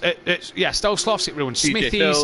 DJ Phil's. I think NJ got caught up in a little bit. Leon Fernie got caught up in a bit of it. Basically, anyone from half sixth the grid. downwards. It's just a little bit ridiculous and a bit... it's something as I'm going to quote my father now, that I'm going to actually go on in while I quote this. It's something that you would see in the public lobbies, the bunch of muppets, as he likes to say, the bunch of muppets that you see in the online lobbies. It's just ridiculous. We should not be expecting to see this in this league. No. And I know from myself, and I know from the pro guys, that any scenario like this would never have come. If something like that, we managed to do a banking race in the Daytona 500 and not make contact at times. It's simple, smart racing, and you just need to be fair and clean. And this is what I was saying to Kelly and some of the other guys. This season is going to be about consistency and staying clean, because there's going to be mistakes. There's going to be incidents. Kelly, with a solid round at Spa, is having a poor round one here at Daytona. He is indeed. He's still got to pit. So is Stealth Sloth, due to the new rules of having to pit under the pit window now, obviously, which Kelly may feel hard done to. Is he going to get anything out of this race? Who knows? But with the fact that he's got to pit... He still scores points. He still scores points for 10th place. He's thinking of the bigger picture. He's thinking of the team. Now, Nicky leading out in front right now. He's scoring high for the team. No, I mean, in all fairness... He's going to score 6 points. I'm just sorry to put in. He's going to score 6 points with Nicky leading at the minute. That's 25. So that's a good 31 points for the team. When Fury's doing it on his own in this first race. So Fury has got, you know, no matter where, even if Nicky finishes second, Fury, even if he wins and gets the fastest lap, is only going to score the same as Pro Laps. Pro Laps are doing a job here where they're going to get them points and get what they need to do. Yeah, they're thinking of the constructors. They know for a fact that Fury, and I think the whole community knows that Fury will be the man to beat this season in Pro-Am. So for them, it's all about trying to score as many points they can constructors wise. Now, Kelly doing the rightful thing and the fair thing as well of supporting his teammate by scoring points. Now, in racing, you should never ever give up. Even the people who have quit, they should never give up. You should drag it back to the line as quickly as you possibly can and carry on. As Fury is now within 9/10 of Nicky, so the race lead is coming down. DJ Phil, again, doesn't need to get out of Nicky's way. He's blighted to stay there as long as he likes, but DJ Phil actually coming back at him in the McLaren, but he just sits behind Nicky now. But that's going to allow Fury to get close. He's in a 45.9s now. Fury really pushing the pace. He's really trying to catch Nicky as he goes a little bit wide, trying to pass DJ Phil. But, and what's happened there is DJ Phil's well within his rights. We're looking at more of the real life world of the World Endurance Championship, where the LMPs don't have to be blue flag. The blue flags will still wave, but the GTEs and the LMP2s don't have to move out of the way of them cars to let them through. We're on lap 13 of 17 here. Still Stelsloff and Kelly will have to come into the pits as they pitted on at the end of lap 1, which, you know, it sucks at the end of the day, but them's the rules this season after a few people took advantage last season. And Stelsloff, really, since his pit stop on lap 1, has come back to P6, so he's had a bit of decent comeback drive. Oh, who's that in the background? I think Kelly's lost it, because there's Nicky. So yeah, KLF has had a bit of a spin in the background. That lead though, half a second at the moment. Dan's catching Aiden as well for 4th and 5th. Aiden not really had the pace he had before his pit stop, Dan, and hasn't caught NJ. NJ running a solid 3rd place at the minute. Yeah, definitely so. As we're seeing Nicky and Fury playing games with each other, running the high side off the banking, which you would never really run. Nicky trying to throw off Fury as best he can. But again, regarding the rest of the pack, the only other fight really is... Oh, Nicky's gone! He's gone! And that is going to allow now, depending on the front end damage of that car. Oh, DJ Phil just scrapes Nicky, depending on the front end damage of Nicky's car, which looks bad. That could be a pit stop for damage here. Now then, is NJ about to get a P2? Can Aiden and Dan do anything about getting on the back of Nicky? Fury then looks like he's going to win this race from out of nowhere. I thought he was going to dive into the pit set to maybe repair the damage earlier on, but unfortunately the thing with Nicky, if his car is manageable, which it doesn't, by the looks of things, it doesn't look too bad. He might do a lap to see how bad it is, and then he'll determine whether he comes into pits or not. But at this precise moment, Nicky, if he comes home in this position, we got 3 laps really left. Yeah. If he can bring it home, he's got about a 10-second gap. Bring it nice and easy home. Yeah, there's a solid point still for him, as we were saying earlier. So as Fury, I think, had a little bit of a spin, he's lost time to Nicky actually, so there's still anything can happen. Fury's had a spin, but yeah, it's just a little bit crazy going on right now. Kelly is now serving his final pit stop, which again he shouldn't have been doing anyway in the first place due to the silly shenanigans that was going on in the banking. I honestly thought we were going to have some good clean racing this evening, Matt, but it looks like race 1 has just turned into a complete and utter farce, a mess. It's just a bit ridiculous as some of the driving standards, and I think that some of them need to be reviewed or told that this is just not acceptable, and possibly because there are other drivers who could possibly take those places and be much better, fairer racing. We could see better racing. Oh, agreed. You know, there's a lot of drivers out there that we're going to get in, and hopefully we're going to get one of them in for race 2 who's going to get a permanent spot, as Cam will no longer be welcome back into next season or for this season. Cam is going to... The admins have just been putting in the group that Cam will be banned from Simplay, cutting the corners. He did a similar thing and was penalised about it previous season, and now he's done it again. So Cam has been banned. So Disco Face, add Matahimovic. I've just put it in the chat on the PSN, and we can get you in for your first race in race 2, buddy. But yeah, I'm racing Fury. Can you choose me 6 random numbers, please? As Disco Face says, he gets out of jail. Put the lottery on this weekend, dude. He has got out of jail here because there's been a few incidents which has made Fury sort of think about what he's got to do, but not have to do it. You know, he's not pressured Nicky a lot there, and Nicky just making a mistake on his own. Yeah, Nicky all on his own. He didn't need to be making those. Fury with a 50.1, he's not pushing now. NJ is in the 49, so whatever damage Nicky has is really starting to hurt him. There's a car in the background. I think that's Smithy in the wall. He's had another incident there, so he's lost out. He's struggling now, but he needs to just keep going and keep going strong. He's going to outscore Kelly, whatever he does, so he just needs to keep going. But Nicky, can he hang on? NJ is catching him. He's then got quite a big gap to Aiden, so either way, Nicky might be on the podium here, but he just needs to bring it home.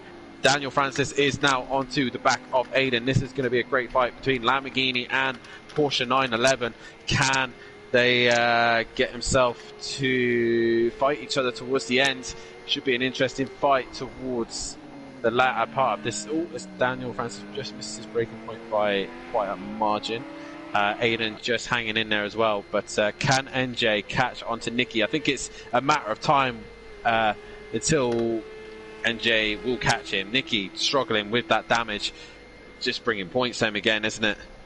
It is just bringing the points home, and at the end Aiden's had a spin. Oh, Aiden's had a moment, which has allowed Daniel Francis up into P4. NJ's catching Nicky here, though. Although Daniel Francis has passed Aiden Bennett for P4 and 5, Nicky then has caught to the back of... NJ's caught to the back of Nicky. Now Stelzloff still has to do his pit stop either this lap or the next lap to make sure he doesn't get a 30-second time penalty and 1 penalty point added to his licence here then. So it's going to be interesting to see what he can do just on this one. It's going to be very interesting to see what he's capable of here. Smithy's in again. But NJ down the inside. And I don't think Nicky thought that. He flashed him through. He knew that he wasn't able to fight him. I know, obviously, it would have been worth trying to fight it. But I think Nicky's just thinking of a podium right now. He just needs to get home. He's got quite a big gap to Daniel Francis now. So he's just got to drag it home. He's got probably, what, 1 3/4 of a lap to go. But Fury's had a spin somewhere as well. He's lost major time. But Nicky just doing what he needs to do. He's just trying to survive, really. Fury's now onto the back of DJ Phil. Yeah, Fury seems to have had a bit of a big spin because DJ Phil was well behind. He'd lapped DJ Phil previously, but before Nicky had lost the car when he was second. So he must have had a bit of a big spin somewhere, as NJ has got past Nicky. NJ up into second. He does seem to be struggling a little bit, doesn't he? Just seems to be struggling to get the power down. A 56.9 last lap, so that would indicate a big off for him then, as Nicky had a 55.7 again last lap, so he's had a bit of an off as well.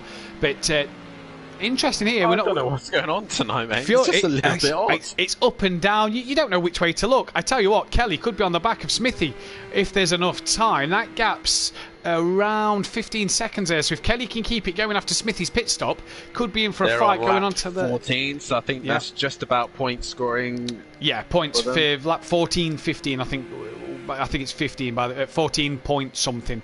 So 13 point something. I think it was. They will score points, so that's good. That's good for them. At least they get to score their points then, and they don't lose nothing from this race, because it would be disheartening if they carried on going and actually didn't score any points. Fury back on his pace now. Nicky still trying to get himself around. He's got 15 seconds ahead of Daniel. I don't think Daniel was going to catch him. Would be very close though by the end. But Nicky, such a shame struggling. He was leading this race. It's such a shame. He was leading. He was looking good. A podium, nonetheless, is good. A Prolapse podium once again, which, to be fair, I was a little bit shocked that these guys have managed to get so many podiums already. But Nicky is looking good to hang on to that podium. NJ currently in second. One man to say about Stelzloff. Oh, Fury just giving the Alferni a bit of a tap up the rear. Stelzloff hasn't pitted. Has to pit this lap. Otherwise, he's going to get himself a 30-second time penalty. So let's see if he comes in here, because he pitted at the end of lap 1. Now, obviously, people may say that's a bit harsh and a bit unfair, but them the rules because people took advantage last season. If you pit before the mandatory pit window, you've got to pit again after. So Stelzloff has got to pit here in terms of getting that done. Otherwise, that is pretty much a slam dunk penalty. But yeah, Fury on his last lap, and he's coming around. So let's see what Stelzloff does. Does he dive into the pits? I don't think he is. No, he is. He is. Fair play. He is. I mean, the only thing that I would say about regarding that rule. Oh, Aiden's had another spin as well. Regarding that rule, though, Matt, I will admit that at Bathurst, when I had that big incident with multiple cars in the Pro class, I did have major damage. I had no rear spoiler, but with my pit done and out the way, it basically gave me a chance to take the race win. So it does hinder, but Fury exiting the final corner to take another race win. He's had a great drive. It's been up and down from him. He's not done it easy again like last week, but Fury takes another race win here, and it's first place for the man who's the top of the standings at the moment. Fury then, your race winner. What a drive from this man. He sort of pitted at the end of lap 5, was caught up in that melee lap 1. And he's managed to come away with a P2. Great stuff for NJ there. I'm sure he'll be absolutely thrilled with that P2 as he flashes his lights absolutely brilliantly. And it's going to be another Prolapse podium. It was Kelly last week. It's going to be this man, Nicky, this week. Just lost it at the bus stop. Had to hang on in there for the with the damage that he had then. And for that final third place, Daniel Francis, what a drive from him. He looks like he's going to take a P4 in this race. Again, was a man who was leading this race at one stage, Dan, but didn't seem to get across the line. Yeah, again, consistency. You need to stay on circuit, and Daniel just didn't do that this evening. He just wasn't consistent enough. As we see here, Smithy comes across the line to finish in 9th place. Unlucky for him most this evening. Aiden will come home in 5th. Stelzloff will complete 6th, and I think that's the last car to cross the line. Kelly bad night for him so far. It's not got his bad way. start. Not the start that he would wanted, but he can at least he can qualify for the next race. But he still scored decent points for Team Prolapse, and like I said, Self-Loss is the last car to cross the line. But definitely going to be under a lot of reviews. Some of these incidents and drivers. Yeah, some of this driving standards, it will be reviewed for sure by the admin team. Obviously, Cam boot out. We'll see a new driver on the grid who's making his debut in his next race. Disco Face. I don't know if that's his username or not, but yeah. So as we see here, Self-Loss coming through the final corner, and I think Fury did a great recovery at the end, but I think at the end of the day, for me, the driver of this race has got to be NJ, recovering from near enough the back and to finish in second. Yeah, he's done a cracking job. Who took the fastest lap? Fury. By a mile. Fury has taken maximum points in all 3 races we have raced so far. So it's Fury from NJ, Nicky, Daniel Francis, Aiden Bennett, and then Self-Sloth, DJ Phil Green, Leon Fernie, with Smithy and Knife and KLF in 10th. We'll get the top 3 in for an interview. Hard's the way forward, said Aiden Bennett. How many could qualify for race 2? Top 6 can qualify for race 2, as 12 did start this race. We'll be right back in just a short moment. Don't go anywhere.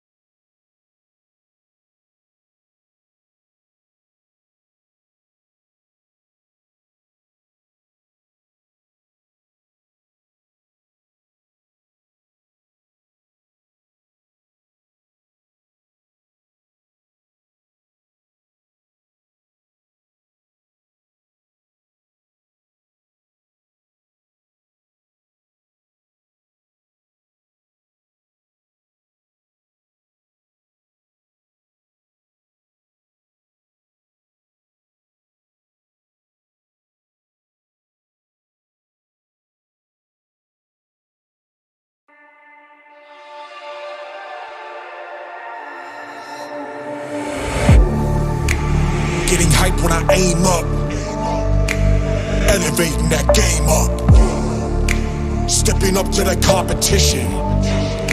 Only first place, and that's how I'm living. I'm with it till they digging up my grave, eating all the things up on my plate.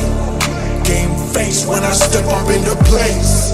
I was born and when I watched me elevate.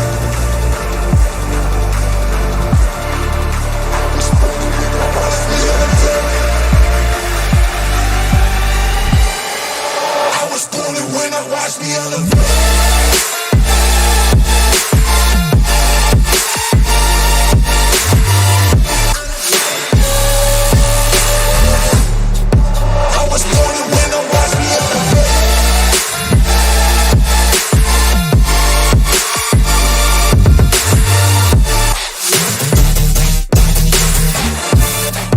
I was born and when I watch me elevate.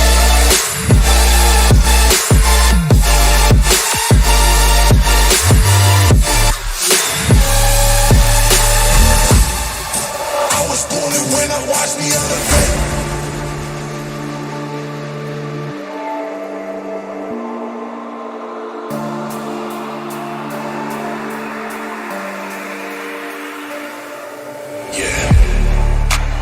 All in when I show up, whole place about to blow up.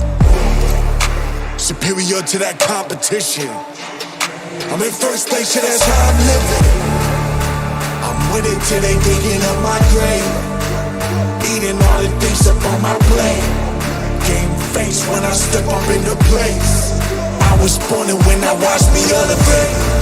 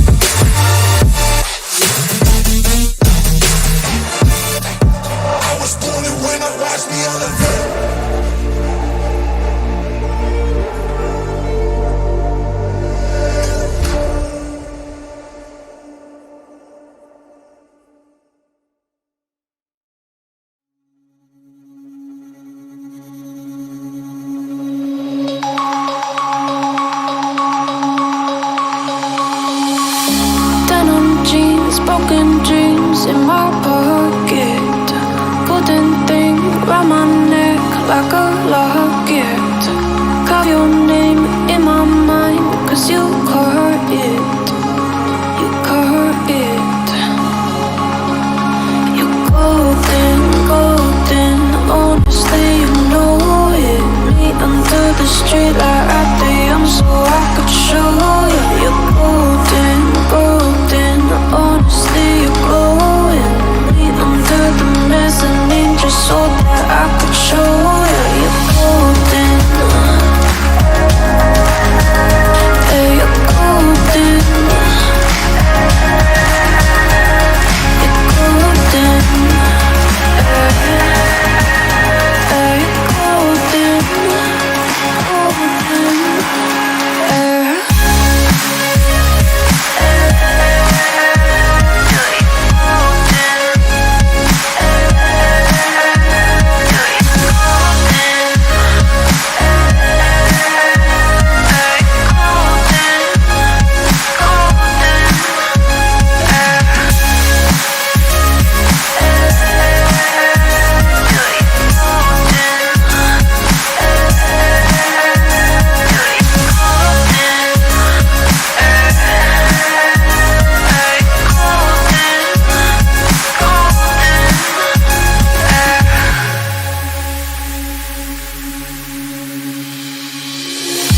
When we meet, hold my hand in the darkness. Summer heat, bodies laid on the carpet. Eye to eye, glistening. No, I saw it. I saw it. You're golden, golden. Honestly, you know it. Meet under the street light at the so I could show you. You're golden, golden. Honestly, you're glowing. Meet under the mezzanine just so that I could show you. You're golden. Hey, you're golden. You're golden. Hey, you're golden.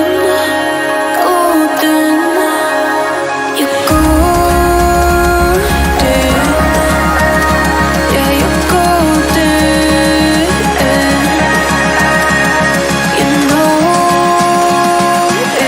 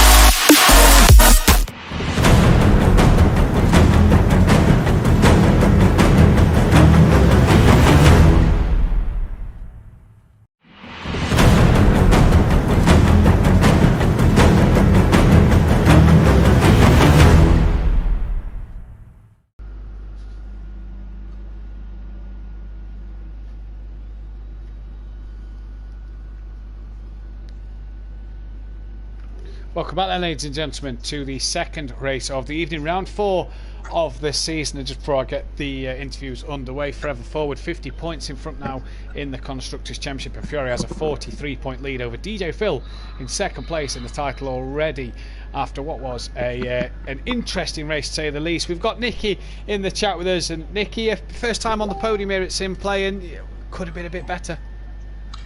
Yeah, I had a little issue towards the end, but yeah, good race, really good race. Enjoyed that one. Wasn't expecting to be up there, to be honest.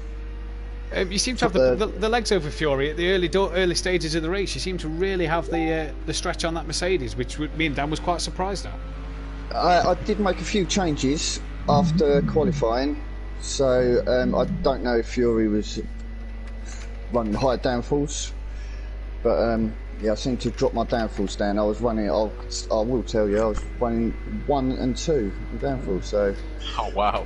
Taking a big risk, but yeah, it seemed to work, but towards the end there, and that bus stop chicane, I seemed to lose it, so... But yeah, no, enjoyed that. Good race, great podium, great for Team Prolapse as well. Yeah, Team Prolapse back-to-back podiums. What can you do winning to race 2 from this one now? Obviously, the reverse grid starting by the back. Is it more of the same and attack Fury from the get-go? Well, I think we have got a little plan going. I think Kelly is quick. Kelly was quicker than me through practice and quali. He just seems to got very unlucky, got tangled up in the first lap. So I'm thinking, I'm really putting my money on Kelly getting podium. Your qualifying slipstreaming didn't really pay off, did it? You couldn't quite get a clear run by the looks of things, and I bet Kelly is absolutely fuming right now, isn't he? He's not a happy bunny right now, no. But I think next race is going to be it. I definitely think he's going to be on pole for start of next race. My money's on Kelly for pole. Well, interesting. We'll let you get back to it, Nicky. Well done, mate. Thanks, mate. We've got NJ in with us, who disappointed start to the season, but follows it up with a P2 at Spa. And you was caught up in that lap 1 incident, Neil. Tell us what happened there. Well, I got a good start, and then sort of managed to work my way through corner 1, and then just got tangled up with Cam, and that was it. And I thought, right, that's, you know, as I normally do, that's my race over. And I thought, you know what, just carry on and see what I can do. Pitted end of lap 5. It obviously worked out, and yeah, Nicky got some damage, and I thought, right, catching him, P2, lovely. Yeah, the P2 I think was a bit of a surprise. We sort of said before in qualifying 1 that we expected the battle for second between you and Kelly in qualifying before. Obviously what happened.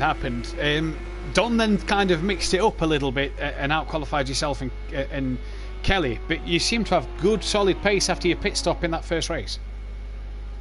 Yeah, well, because I picked up damage after that incident with Cam, and then I spun on my own and I ended up hitting the wall. I had about 23 damage. Before I could pit on the pit window, I just losing loads of speed.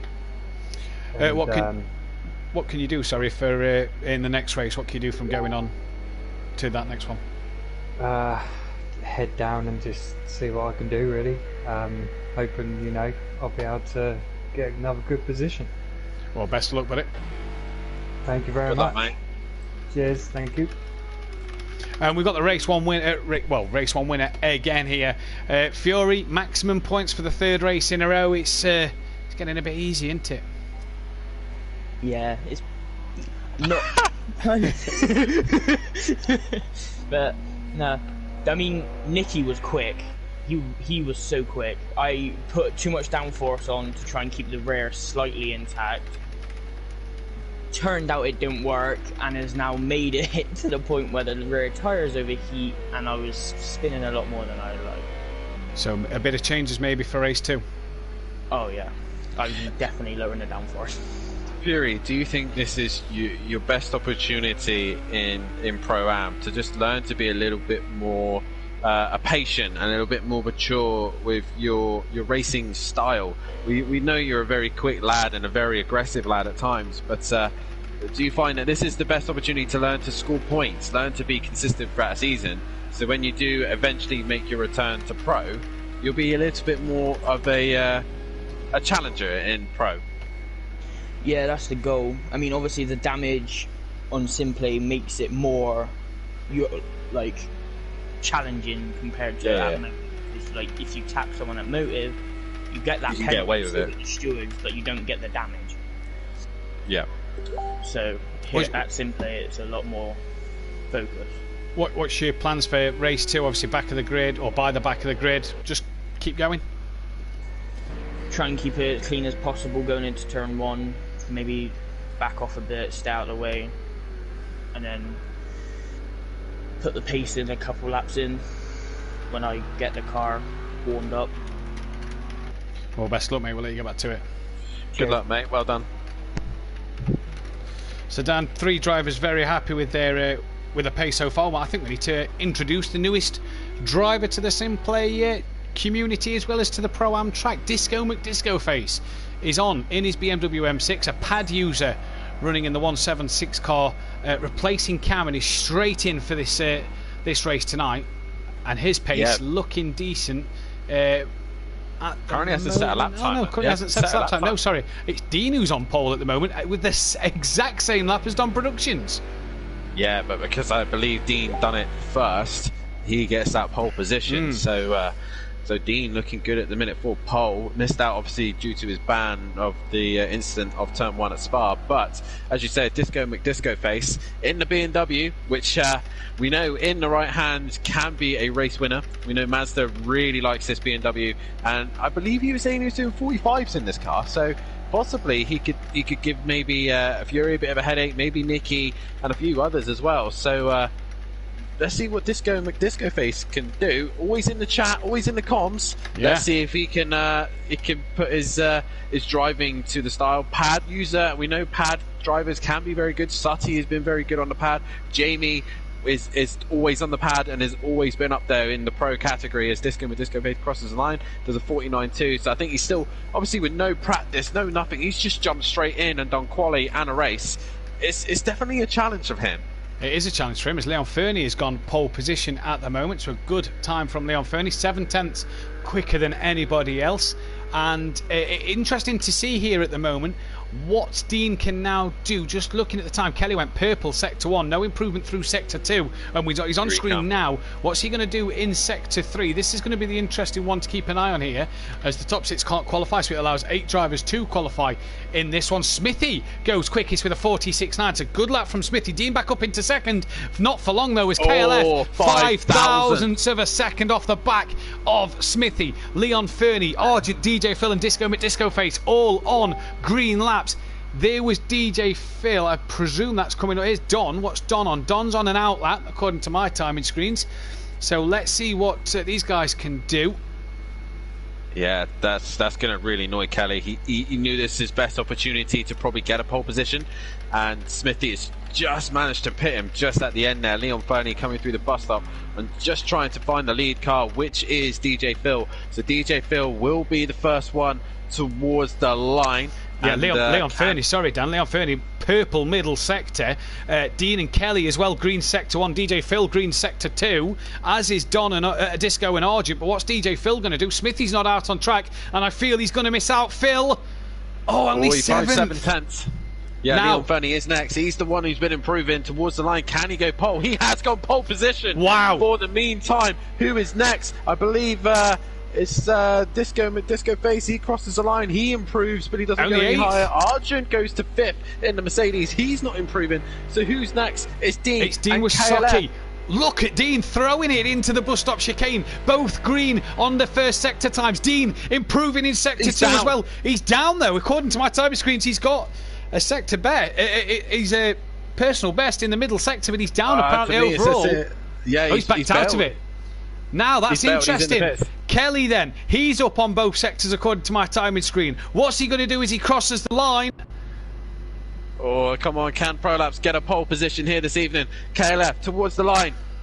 He's down. No improvement. He'll get another lap though. He'll get another lap. Importantly, he was able to finish this next lap. Who's the next one? Don Productions is the next one. Then green sector 1 according to my screen. Don is on the oval. I do believe he's in the pits. That's why he's not improving sector 2.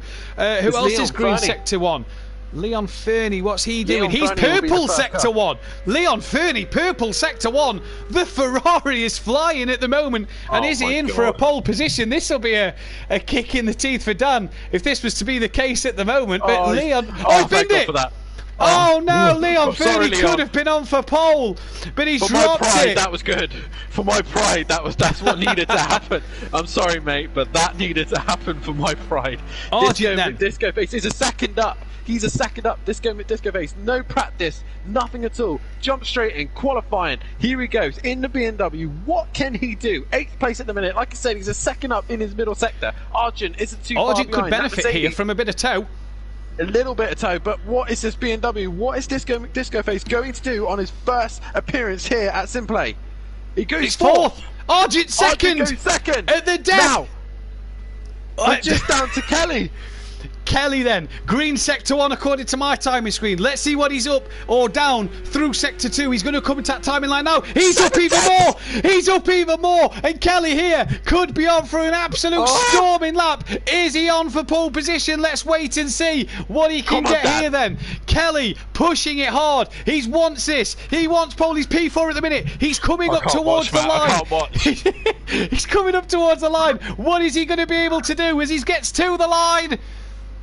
It's pole! Kelly on pole for race 2 of this one, and KLF 900 by a 1/10 of a second takes the pole from Leon Fernie. Argent will start P3. Yes, Kelly. What a qualifying session! This is what it's all about. Smithy, great lap from him in P4. Leon Fernie will start P2. That is a fantastic start to his season. For Disco Face. Swiss driver, according to our time screens. Dean will start 6th, Don 7th, DJ Phil in 8th. And then it's the non-qualifiers. Aiden Bennett, NJ, Fury, Daniel Francis, Nicky, and then Stelfsloff bringing up the rear. But looking at the comments, I'll never do that again, says Smithy, in terms of a lap. Get in there, Smithy, head down, keep it straight and clean. Yes, Smithy, lad, says Sutty. Knees weak, palms are very sweaty, he says. Ironbrew Racing, this is only qualifying, says I'm not Ironbrew biased, Racing. by the way. And Nicky, I'm not biased. yes, Kelly, I told you, taking forever to get the tyres warm was the BMW's problem. And even Beth is in the comments saying, "Come on, Kelly! Wow." I mean, I'm not biased or nothing, but come on, Dad. Yes, pole position. Can he hang on into turn 1? The problem is, like I said, is this pack of drivers is very varied in abilities. So, for the love of God, if the Pro-Am guys are listening, keep it clean into turn 1. You do not want an angry Kelly tomorrow. Trust me. No, you do not. Trust me. But I got to say, Matt, big up to Disco Face. No practice, no setups, nothing at all, and he has gone and put it in 5th place. Only a couple of seconds off Kelly's best, and Kelly has been flat out with practicing all day today. So, top stuff for him for his first appearance. A great start to his debut, and the M6 back on the grid. We've seen the M6 in the hands of Master and Keegs before. Now we're going to get to see it in the hands of Disco Face. Shout out to Smithy as well as Leon Fernie, 2nd and 4th in the qualifying. Fantastic job for them too. So what a job they did in terms of the qualifying. But we're underway for the rolling start, and it's going to be lights out. You hear them coming on. We're green here. Watch for the Mercedes of Argent and Fury coming through the field as Leon Fernie already tucks in behind Kelly and in between Argent and himself as Leon Fernie down into turn 1. Just a bit of a bump on the back of Kelly, and already Leon Fernie on his own, and Smithy there had nowhere to go and clouted into the side of him. Everybody else, oh no, that's Aiden Bennett. Oh, and there's Nicky and Leon Fernie as well in that incident. Dean Wasaki's had a bit of a shocker there as well, but already turn 1, these guys can't seem to do it. No, look at this. Disco Face with a great start. It's up into 3rd place. He's now onto the back of Argent. Kelly has managed to break away at this precise moment. Don Production with another solid start is up into 4th place. DJ Phil once again scoring the points. Smithy goes wide, and Fury is already up into 6th place. What a start from Fury, but he gets a bit of a tap. Smithy. Smithy straightens him up, but it allows NJ through. A bit of a tap there from Smithy, trying to keep his nose up the inside. Now Daniel Francis attacks Fury towards the oval section, and up the inside he goes. Fury very, very deep. Daniel Francis trying to hang on in there. KLF has gone out livery now. New livery, running as an independent for the rest of the season, so running in the Demon Tweaks livery. Look at the Merc in 2nd place. Disco Face already in 3rd on his debut here, and look at Kelly already a 2nd in the in the lead. Oh, Fury and Smithy! Fury and Smithy! Smithy ploughs into the wall. That's a huge off for Smithy, but Fury's managed to stay out of it. He's managed to keep it going. Now, where are they? That's Dean's coming past in P10. Fury is looking like he's going to wait to rejoin. What's happened to Disco? Disco is... Where is he? He's 8th. He's down in 8th place, so he must have had a spin. He was behind Kieran. There goes Dean Wasaki up the inside. Wow. I mean, another interesting start to the race. That Mercedes has clawed the back of that Porsche again. Argent is now on the back of Kelly. So, once again, we got a forever forward racing versus a Prolapse driver again. But this time, it's the other way around. Kelly versus Argent for race 2. There's got a little bit of pushing here from DJ Phil and Daniel Francis. That's going to allow NJ to get through as well. So, Fury, race winner of the last one, and NJ and Nicky, the other two podium positions. The best one at the minute is NJ, and he's making his way forward. Argent just dropped off the back of Kelly at the minute, but he'll definitely gain that time back down the main straights. But Kelly and Argent just need to just pull away and keep it clean now. And for Argent here, missing that first race, he's got a point to prove, to show what he can do. This is we're going to see Argent here possibly at his best. He's really on the back of KLF as Aiden Bennett and Nicky then into the pits. Here they come. What can they do from this position? 26 people watching. Guys, hit that thumbs up button. Let's get this video to 30 likes. 30 likes for Kelly's first pole in Sim Racing. He is absolutely going to love it. Ironborough Racing saying, Argent, stay in second, please, with a laughing emoji. Kelly here. I tell you what, the Porsche doesn't look bad in a straight line compared to the minute. Kelly's already defending. Probably doesn't need to at the moment.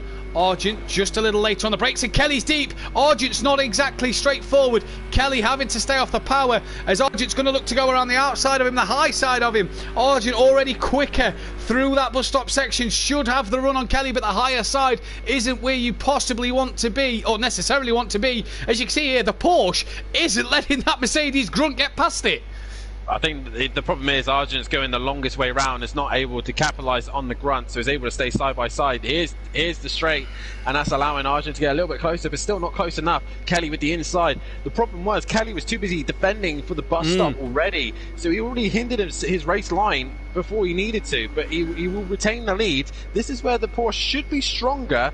But with these two too busy battling each other, Dom Productions is starting to catch on to the back of him again. NJ and DJ Phil having a good little battle. Dean Masaki, Daniel and Disco Face are all doing well as well.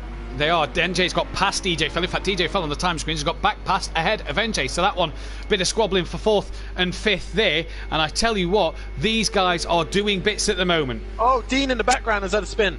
Oh no. He's had a spin. I think he was racing with Disco and Daniel, so Dean has managed to get going again. A little bit of a spin there, but the Fury is now up into 7th place and looking to try and make a move on Stealth Sloth if he can. Now, what Kelly needs to be doing is trying to stay as smooth and consistent as possible. He just needs to do consistent lap times. Argent is making mistakes. Dom Productions has spun it. Oh, Dom Productions has lost it, which has allowed DJ Phil and NJ through as these two are having a cracking little battle. This McLaren doesn't seem too bad around Daytona at the moment. Dean seeming to come through the field, as is DJ Phil seeming to look at this pace. He seems to hold his position. Now, Kelly taking a bit of a better line you saw there into the bus stop chicane. Doesn't run as deep, no, keeps it on the track, doing the bits that he needs to. DJ Phil and NJ, they're still battling. NJ just biding his time. Don now in the background, who got a podium race too last week, don't forget, is looking for another one here today. Come on the Audi, says Ironborough Racing. Obviously the car that they're running in this season. And what a job this is for the Audi driver of Dom Productions on his own, and yet having such a good drive. Fury's up into 5th place. And what's happened to DJ Phil? While we're watching the Mercedes, DJ Phil has dropped to 8th, so he must have lost it somewhere, as they had a tangle with NJ. NJ still 3rd. Fury now up into 5th, and Kieran looking around the outside of Kelly, but has to take off the track and will tuck back in behind KLF 900 for the time being. But Kieran really starting to put the pressure on without applying it too much. Yeah, Kieran, I've got to give it to Kieran. He's doing a very good job of giving them space and respect that Kelly deserves right now. So these two going at it for the race lead. That's going to allow Dom Productions once again to try and get onto the back of him. But NJ, I think NJ and DJ Phil must have come together or something, because NJ's lost time and DJ Phil has lost time. He has. Oh, Fury. Fury was behind these two. He's now down in P9, P10. Fury's missing a headlight. And there's Disco. Wow. He's had contact with Disco or something. Well, I don't know. has Maybe Fury Disco lost came it round and Disco caught Fury because Fury was 5th behind NJ and Don, and Disco was a bit Possibly, further yeah. down. So have they came together, or has Fury lost it and Disco caught him as they've come round turn 1? Either way, damage already. We're only on lap 4. They've got to get on lap 5 unless they have to pit twice, or want to pit twice, should I say. So they've got to make it last at least this lap. But for KLF, he seems to create the gap, Dan, on the infield and then have Argent crawl over him on the oval section. Yeah, the thing is, he doesn't need to defend the bus stop. Argent needs to just... He knows he's got the benefit of the power. He just needs to get turn 1 dialed. Kelly has the bus stop to kind of help him keep that straight line speed down. But Argent needs to be clever about this. He doesn't... We're only lap 4, so we've still got plenty of laps to go. A few of the guys have got damage. Disco Face struggling here, I think, with damage. That's allowed Leon Fernie through. The likes of Smithy, Nicky, Aiden, all these guys will have to pit again. But here comes Argent once again, right on the back of Kelly. But Kelly forces him to the outside, which the Mercedes seems to struggle. Look, it's gone wide again, but that's it. That's just allowed Kelly to stay in front. It doesn't seem to stop in time for turn 1, does it? It doesn't seem to get to slow down enough to get round turn 1. And this is where then Kelly will have the better car. Underneath him was Kieran. Wow, looking for a dive. And I tell you what, he was late on the brakes. He was either going to plough into Kelly or had to avoid it. I think he misjudged his brakes there. Wow. I think he misjudged his brakes, and he opted to go off circuit, which is the fair thing to do. Instead of bashing into the back of Kelly. So he's done the right thing there, avoided an incident, and that's giving Kelly some breathing space, which he needs. He needs some breathing space to just do some consistent lap times. And Matt, I think I'm going to sneeze in a minute, so give me a minute. So Kelly leading from Argent, then Don in 3rd, NJ 4th. Disco with Disco Face is in the pits, but he's only on lap 4, so Disco on his debut will have to pit again. He couldn't make it last 1 extra lap. He's going to have to pit again in this race. The pit window is open when you start your 5th lap of this one, so he's got to pit again then. Kelly leading this one. 5 seconds is his gap. He could really do with Don behind Argent to come forward and start to work with him. Now, an interesting one in the midfield. Dean and DJ Phil, 7th and 8th here, within a couple of seconds of Daniel Francis, who span. I was about to say, will the McLaren boys work together? But DJ Phil's got past. Can Dean now gain on that Lamborghini, who looks to have damage, Dan, on the front right of that car? No headlight. Maybe a bit of damage, possibly. Looks a bit crabby a little bit. Where's Dean? Where's Dean? He's dropped well off the back of Daniel. He's had a spin somewhere. On him. Yeah, Dean's definitely had a spin. We've lost a driver. I can't tell who that is. No, we've not lost Smithy. Hang on. I think we've lost. No, Disco's still there. No, it's Disco still there. Aiden is still here. Nicky still. Oh, Nicky down the inside. Leon Fernie. We've lost Leon Fernie. Leon Fernie. After such a good qualifying, what a shame he's not able to make it in this second race. Leon Fernie says my engine blew up. There we go then. NJ coming into the pits, end of lap 5. He did this last time, stayed out of trouble and got a P2. Leon Fernie's engine blew up. What a shame for Leon Fernie, because he was doing well in this race. He'd had a good meet here at Daytona. He scored some good points race 1. He scored 8 points in race 1. Daniel Francis as well is in at the end of lap 5. So this one is going to be interesting to see then. Fury's in as well, so all these guys coming in the pits, getting their damages and repairs done. Kelly still leads this race with Argent in 2nd, Dom Productions in 3rd, Stealth's off in 4th position. DJ Phil into that 5th place with Dean, his teammate, not too far behind in 6th. NJ in the pits right now. Daniel as well, 8th. Fury 9th. Nicky in 10th and trying to recover. B will still need to make another pit stop. So Aiden's in. Smithy. So will Disco Face, and Aiden is in again, but he looks like he's got serious damage on that car, so not been Aiden's night. But Kelly, Team Prolapse, still leads this race. Can he win this race? I would love him to do so, but I'm not going to curse him now. I'm not going to do a We're coming up to the halfway mark of this race, lap 6 of 17, so the hard tyres may be shocking after all, says Aiden Bennett. Not quite the temperature yet for the hards, we do believe. Dom Productions then on the podium at the minute, 5 seconds ahead of Self-Sloth, 5 seconds behind Argent. Argent slowly gaining on the back of Kelly as Smithy comes in at the end of lap 5 as well, but Kelly doing what he needs to do at the minute, so it's only Disco with Disco Face who's got to repit. The McLaren boys 5th and 6th having a decent race here. Dean just needs to get consistency together if he's to get on the back of his teammate and work together to get through the field here. But so far so good. If you're this man, not this man, he outbraked himself. He's got to get the brakes in check for if he's to gain on Kelly again. So this is what I was saying earlier on. You need to have a car that you're comfortable and stable in. Kelly not doing the fastest laps at the minute. He's probably he's up there. He's definitely between him and Argent, they're definitely the quickest guys out on track right now. But he's slightly slower, but he's more consistent. He's been able to extend that gap where Argent has made mistakes. Argent might have a very quick setup. That car might be very quick, but it is a little bit twitchy. So overall, your car may be slightly slower, but overall, a consistent lap time will gain you an opportunity later on in the race. And at the minute, it's doing Kelly wonderful. All he needs to do now is just keep it on circuit. Argent in second, and Dom Productions, once again, another solid performance in this Audi, is trying to get onto the back of Argent as best he can. But I feel a bit disheartened for this man, Disco McDisco Face. First race in here this evening, and it's not really gone to his liking, but he will definitely be learning right now how the scheme works, how the drivers work, how the rest of them race, and then for sure when we come back at Hockenheim in a week's time, he'll be a little bit more fresh, practice under his belt as well. He will definitely come back a lot stronger, I think. He will. Now he knows he's got a permanent seat, and we've seen what that BMW is capable of. It nearly took Mazda to a title in season 1. It didn't, but it nearly did. So we know the BMW is a quick car. We know Mazda's a good driver. So what can Disco do in the M6? Maybe not its best track round here with the top speed. Maybe not one of them cars that's better at the top speed stuff than the likes of the Porsche, the Lamborghini, and the Mercedes-Benz. There's another 48.6 for Kelly, and Argent just dipping into the 47s now, just taking another 8/10 out of KLF there. Another 7/10 out of KLF there. Dom Productions are 48.6. So, you know, he's matching Disco back in then for his mandatory stop at the end of lap 7. So they're into the pits. A shame as well, because you want to see the guys on debut have such a good, strong race. So it is a shame for Disco here. Like I said, with the limited amount of practice as well that he's had, and he probably wasn't expecting it to be fair. He's doing a good job nonetheless. I mean, he's still ahead of Smithy and Aiden, who have also been involved in silly instances as well. So it's not the end of the world for him. No, obviously a learning curve that he could take in that M6 and come back next week, like you say, at Hockenheim. Next Wednesday, live at 8 PM BST, where these guys will be battling it out again. And we hope to have maybe a bit more of a full grid as well next week, especially for that first race. Obviously, Disco McDisco Face will be there, that's for sure. DJ Phil and Dean here. Dean 2 seconds quicker than his teammate on that last lap. Not in the 49s themselves yet, but are well in front of NJ. NJ, though, has pitted.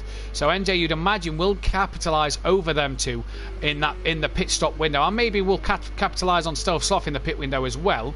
But Argent here is slowly, Dan, just creeping a couple of tenths each lap onto the back of that Porsche.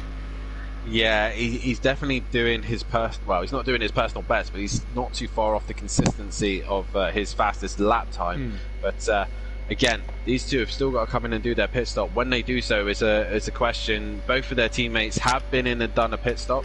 Fury has done his pit stop and out the way. Nicky still needs to do another one. No, Nicky. Sorry, go on. No, Nicky does. Sorry, apologies. Yeah, so I believe Nicky came in lap 4 when there's an incident. Fury came in as well. Yeah, all the others, Fury, Disco, Smithy and Aiden, they've all done theirs properly. Nicky's still got to come back in. So no, I did just check the book and just double check my notes, but no, you're right. Nicky actually one of the fastest guys out on track. NJ and Nicky, the only ones in the 47s, and Argent as well. Well, Daniel Francis in the 46s. I've just seen that laptop as well. Daniel Francis is flying at the minute as Stealth Sloth comes in on lap 8. So he's getting his mandatory pit stop out the way. Argent has brought that gap down. This is going to be interesting, Dan, with Stealth Sloth here. Has NJ done enough to jump him? 26 seconds, I think, was the gap between the two. NJ's going to absolutely steam past Stealth Sloth like he wasn't there. So that one's, although good pit stop from the MC Motorsport team, but NJ still at high enough speed to come flying past the other Porsche of the MC Motorsport and to gain another place. So NJ here, keep your eyes on him with that early pit stop, what he can do through this race. Showing good pace, a 47.1 again. And what is he? He's 4.8 away from the race leader at this precise moment. And what are we saying for a pit stop? It's probably around about 30 seconds. Yeah, 30 seconds, yeah. So if he's got clear air at the minute, the only next car in front of him is Dean Masocki, and it's going to take him a while to get near him. But if Kelly and Argent start fighting again with each other, NJ could look good for possibly getting a little bit closer to the leading pack. It could so we'll have to keep our eyes on that one. Argent bringing that time down to KL off just ever so slightly. here, and this is going to be interesting. He may just start to be picking up a bit of slipstream off of KLF's Porsche, and just a very subtle Smithy in the pits again, so a good qualifying, but not being able to put it together in the race at the moment. So that gap's now just under a second, as it was about 9/10 quicker. Last lap was Argent on KLF. Managed to get turn 1 nicely done there that time, did Kieran, so I'll have to see. Yeah. He's definitely done a turn 1 a lot better, and that's allowed him to get a little bit closer to Kelly. But again, when do they pit? This is the scenario that they've got themselves in. We know that Fury is going to be struggling to take another race win here this evening, so it's all wide open. I believe Fury's, with the race win before, that's 3 race wins. 3 race wins in a row, so this will be the only man to win this season. And so at this precise moment, Fury not looking like he's going to take a race win. So it's opened the doors for a new race winner here in the Pro-Am. And at the minute, it's between Argent and Kelly, possibly Don and NJ as well, all up for a good chance of this race win. So who else is going to take a race win this season? Now, I do believe NJ took a race win last year. Kieran had 2, and as much as people say Kieran got given them by his teammates slowing down and letting him pass because he was well out in front, he still won the race. So Kieran, I'm sure, would want this race win outright to do the job and pass the person on outright pace, not just giving it to him. He's not going to do it if he drops below them yellow lines. He's lucky he got away with that one. That would have wiggled on him. And Kelly, not yet won a race, so would be a brand new race winner here at Simplay Motorsport. Yeah, and at circuit, he said that he feels comfortable at. He definitely looks good at the minute, but Argent with the Mercedes pace at the minute. We did say that the Mercedes was probably going to be the dominant car, but the Porsche seems to be a little bit more consistent than the rest of them at this precise moment. Don still not quite getting onto the back of these guys, a little bit faster than Kelly at the minute, but NJ has caught DJ Phil. DJ Phil has actually lost out to Dean. So DJ Phil's had a moment then. 51.6 for... oh no, Dean and DJ Phil actually matched each other last lap, so DJ Phil must have lost it the lap before, but NJ this now lap is going to get all this lap, but DJ Phil defending heavily from a car that's pitted. And realistically, you kind of have to say, let him go. You're not fighting him, as DJ Phil has dropped below the yellow lines on the oval section. DJ Phil and Dean both, don't forget, have to pit, cannot pit at the same time. Even though we're not running the online championship tonight due to the American circuits and the problems we've had in the past, they still can't pit at on the same laps. They've got to pit different times. But NJ passed DJ Phil up into 5th. He's still 10 seconds off the back of Dean, but has lost a lot of time as NJ behind the back of that McLaren. Yeah, he has lost a bit of time. That's allowed Kelly just to pull away from a little bit. But it's a bit of a weird one at the minute. The leaders, obviously, Kelly and Argent are definitely a good distance ahead of Don. Don isn't quite consistently enough, close enough to them. Argent and Kelly look to be the strongest contenders for this race win. And NJ, with a couple of sloppy laps, DJ Phil is into the fifths. But a couple of sloppy laps from NJ isn't going to get him a chance to go into this fight between these two, as you now come down the back straight, and once again this Mercedes will ring into the back of that Porsche 911, that lovely rainbow looking Porsche 911 with the pink and yellow. But look at the Argent. Did you see how twitchy that Mercedes was just as it hit the brakes going into the bus stop? But look at the run it gets you. This right, is Argent's best run. Nicky's back into the pits as well at the end of the 10th lap, so Nicky's in for his stop. This is Argent's best chance, but it's not going to be while he's on the high side. Kelly is driving superbly, a defensive job that is brilliant at the minute. Now, these two still to pit. They're not pitting this lap. Has Kieran got the legs? He's still got to go the long way around. Oh, Kelly can't pit. No, Nicky is in the pits. Apologies. Yeah, so you're right, Dan. Has Kieran got the job done? No, he's earlier on the brakes than KLF. Can that Merc get it stopped in? It can, but has to be a bit wider because the fact this has happened every single lap. Kieran's got to force Kelly into going higher after the bus stop. Kieran's got to get underneath Kelly after the bus stop, because every time Kieran's got out the bus stop, got a good run, he's gone on the high side, which has kept him on that inside, on the outside line into turn 1. And KLF here driving a very, very smart race. Yeah, he definitely is. He just needs to basically protect that inside. Now Nicky's out the pits. Kelly can't pit, but the thing is though, will Kelly pit first or will he pit second? This is the thing, because either way Argent will gain the benefit of clear air. Oh, there's Daniel Francis. There's Daniel Francis, and he can't move out of the way. And Kelly, they both do very well to avoid him there. Daniel Francis thought about moving, but then saw the traffic coming and did right to stay still so that the cars could go around him. This is Argent's best chance. He's never been this close to Kelly towards the bus stop. If he's a bit braver in the brakes, Kelly defending the inside. This is the time to defend. But look, the Porsche is still there. Argent. It's still there though. The It is Porsche still there. Kelly But a bit that's it. earlier on the brakes than Argent. Now get back in that slipstream.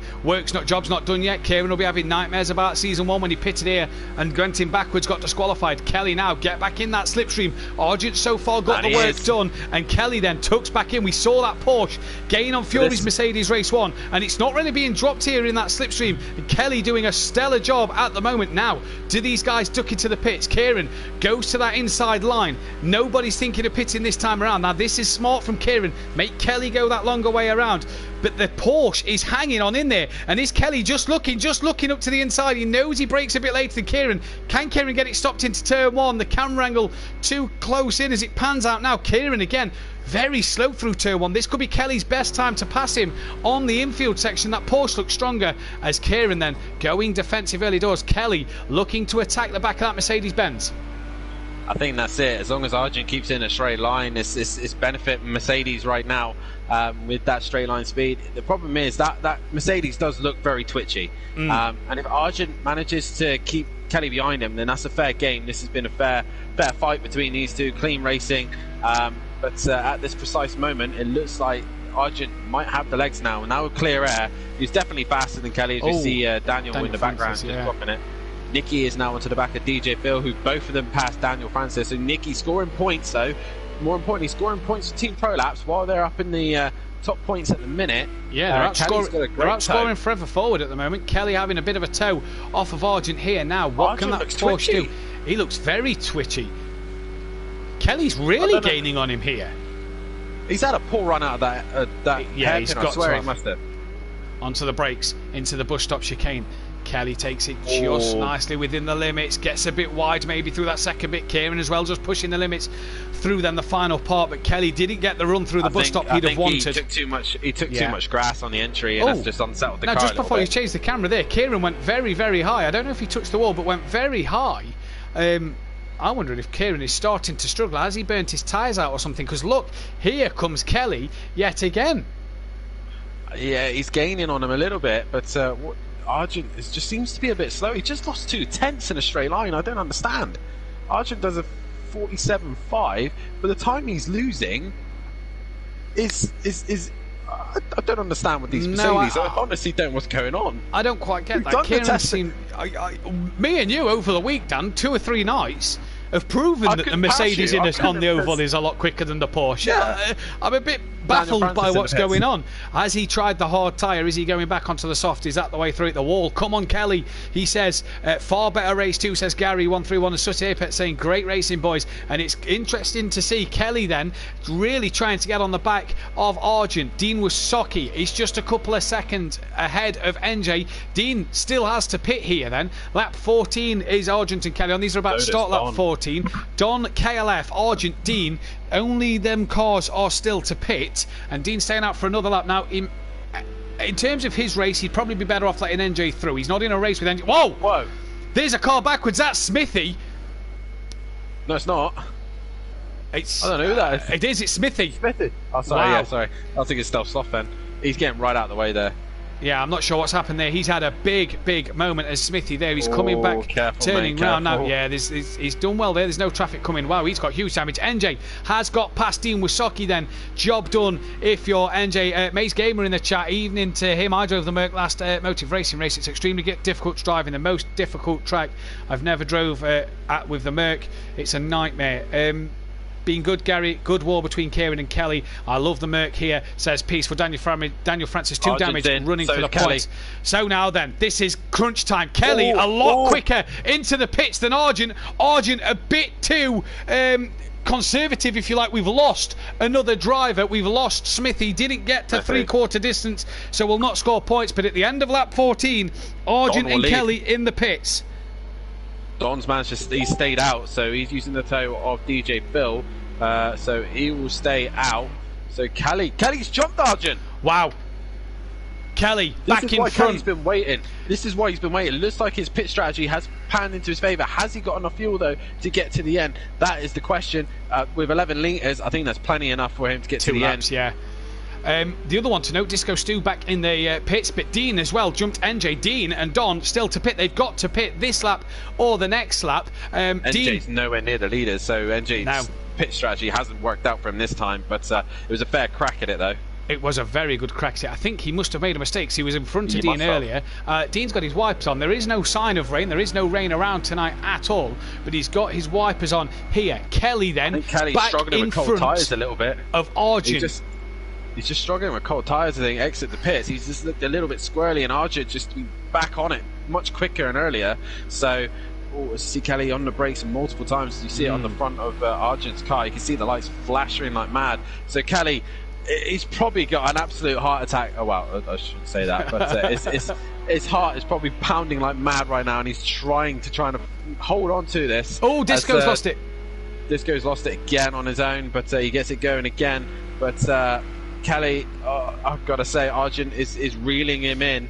Guys, but, lap 15 of 17, get your voting for driver of the day. We'll do ours at the end of this race. But at the moment, you have to say, NJ's one of the guys who's possibly up there for it after a great race one and a solid race too. And Kelly defending the inside line, going into the bus stop chicane, and just messes up that middle part. But Kieran can't get on the power straight away. Now he's got to get underneath. Does it get underneath? Kelly comes straight back across. He nearly gave the place away, but Kelly straight back across. Kieran, you're going to have to go around the long way, mate. You ain't coming through here to go on to lap 16. Don has to pit at the end of this lap. Careful, Arjun, careful. Arjun all over the place on the high banking. But he's got that Mercedes in front and cuts in front of Kelly. And it's job done from Kieran. Knew he had the legs on him. And let's see what's going to happen. Kelly down in towards turn 1. Later on the brakes, maybe he goes. He does! Kieran's wide and he's messed it up. Got the move done well, but messes up the braking zone into turn 1. And Kelly's back in front here, Dan. Great racing from these two. They've been at it since lap 1. And Arjun made contact. Arjun late on the brakes and straight into the side of KLF. Have to give that position back. Surely he has to give that place back. He's slow. Is there damage? Arjun's giving the place. Damage on Kelly's car? That's the thing. I think that saves Arjun to penalty for me, because that was a bit silly. Kelly flashing whether to say thank you or what was that, as Dean Wisocki then pits at the end of lap 15. This man has been quietly going his own business. Don Productions. Now these two have made a contact. Where is he going to come out after he finally pits? He needs to pit this lap. Like I said, Dean is now in. He served his pit stop. Don, last man. Where is he going to come out after all this? Kelly and Arjun's little incident there. We're going to go into the final lap. That's got damage on the front of Arjun's car. Again, NJ not really there to capitalise. Where is Don going to come out of all this? Now, Dean there only lost 2 places in the pit, so he's P6 at the minute, so showing what he can do on a good night.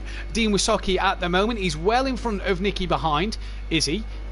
Yes, miles ahead. No. Yeah, Nicky's only now coming into the back. Oh, no, sorry, you're right, 1 minute 13 ahead of Nicky. Now, the question is, Don's in. Right, so here, this was what I was about to say. This is the question. What can Don do from this position? He's left it till the very last lap. It's got to only be a splash and dash. You can't be repairing damage or anything. You've got to just in, fuel, out, go. They're through the bus stop chicane. He's away now. Oh, this is going to be mighty close. And we're going on to the final lap, where Kelly leads from Arjun, going into turn 1 yet again. Where's Don? You'll see the 2 cars go past on the outside as Don's coming down the pit lane. But don't forget, where are they? They're there. Oh yeah, they're well through. They are well through. Well, if they make contact with each other again, Don is in the pound seat. He'll Kelly be looking good. Can Kelly hang on? Kelly on the final lap, coming up to turn 2 where it all happened last time around. Kieran breaks a bit earlier this time, and Kelly makes sure he's not as wide as he was last lap. Kieran a bit wide for Arjun there on the exit. He's lost a bit of time to Kelly there, and we're going to see a brand new race winner. Has Kieran messed his opportunity up of an outright race win? Can Don do anything about getting involved with these two? These two have had the pace all race. They've been by far the best. Guys, get your votes in for driver of the day. Arjun onto the grass, and he's really pushing to get that Merc into the lead. Kelly does wonders at the moment. Great through them corners here. Nothing too wide from both of them. There is Don, 6.5 behind. But where are the leaders? Kelly then from Arjun. Can we crown a brand new race winner? Not just in Simplay, but in sim racing. Yeah, this will be Kelly's first official race win on his own. No help whatsoever. Can he hang on? He's just got the bus stop and defend the inside. Argent has got the straight line speed. He's gone for the he's break, braking late! and he's Wow! missed the Wow! He's missed the chicane. Really late! Really late from Argent, and that has messed his run up through the bus stop. And is this going to be the time? Is this going to be the moment? 50 years of age! Yes! Are we going to crown a brand new race winner here at Simplay Motorsport? He has driven his socks off. He has driven his heart out. Kelly 131. Kelly KLF 900 is flashing his lights. He knows his dream's coming true. He's winning here at Daytona. Kelly wins, and Argent's going to take a great second place. What a battle between the two. Hats off to Don Productions for that third place. Great drive from him in that one. NJ, who for me gets my vote for driver of the day, a second and a fourth. Great solid drive from NJ. Great points for him tonight. Stealth Sloth comes back with a fifth place, a fifth and a sixth for him. Good night of results. Oh, I need to calm down. I need to breathe, because Kelly there. Here goes Dean. Not racing Daniel Francis, but Dean here and Argent both have a race ban and have both driven well in this second race, showing what they can do. I think the ban has really kind of put them and kind of told them, like, you need to calm down a little bit. Dean obviously happy with his result, with his sixth place, flashing his lights. I'm going to put it out there. Another man that I want to kind of put in for the driver of the day is this man, Nicky. Bit unlucky in the second race, but a solid first race win. The first podium for the season. I think the two Pro Laps boys for me are up there. Kelly, again, bad race one, didn't really go his way. Fury is up there. Fury not the round he wanted, but he knows he's going for the overall championship. Everyone flashing their lights. DJ Phil, another solid round for him as well in race one. But I have to agree, the man of the night has got to be this man, NJ, the most consistent, been there when he needed to be. But we got a new race winner, Matt. We've got a new race winner. We've got a brand new race winner, and what a job he has done. Nicky then crosses the line 7th. Top stuff from Argent. Fury gets P8.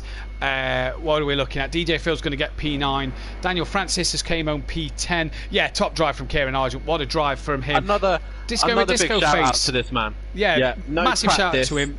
Came in at the last minute. Nothing. And, you know, P11, getting to grips with the way we do things here at Simplay, not an easy task, but hats off to him. Then as Aiden Bennett will cross the line, P12. Smithy didn't score points, he didn't get three-quarter distance. And what a race. Who got the fastest lap? That's the biggest question. Who was the fastest lap? Dan, do you want to get Kieran, Don and KLF in for an interview? Fastest lap, 46.9 from Kieran. 46.1 from Fury. So Fury will take the fastest lap. So it's 4 fastest laps for Fury at the moment. While we just do this, let's take a look quickly at the scores. Obviously the drop scores will come into effect, so what I'm going to say to you tonight may not be what comes on next week in terms of the scores. Well, they're not working right because it's not gave Dean any points, so let me just double check that one. Nope, Dean did get 6th place, which is 10 points, and for some reason it's not gave Dean any points.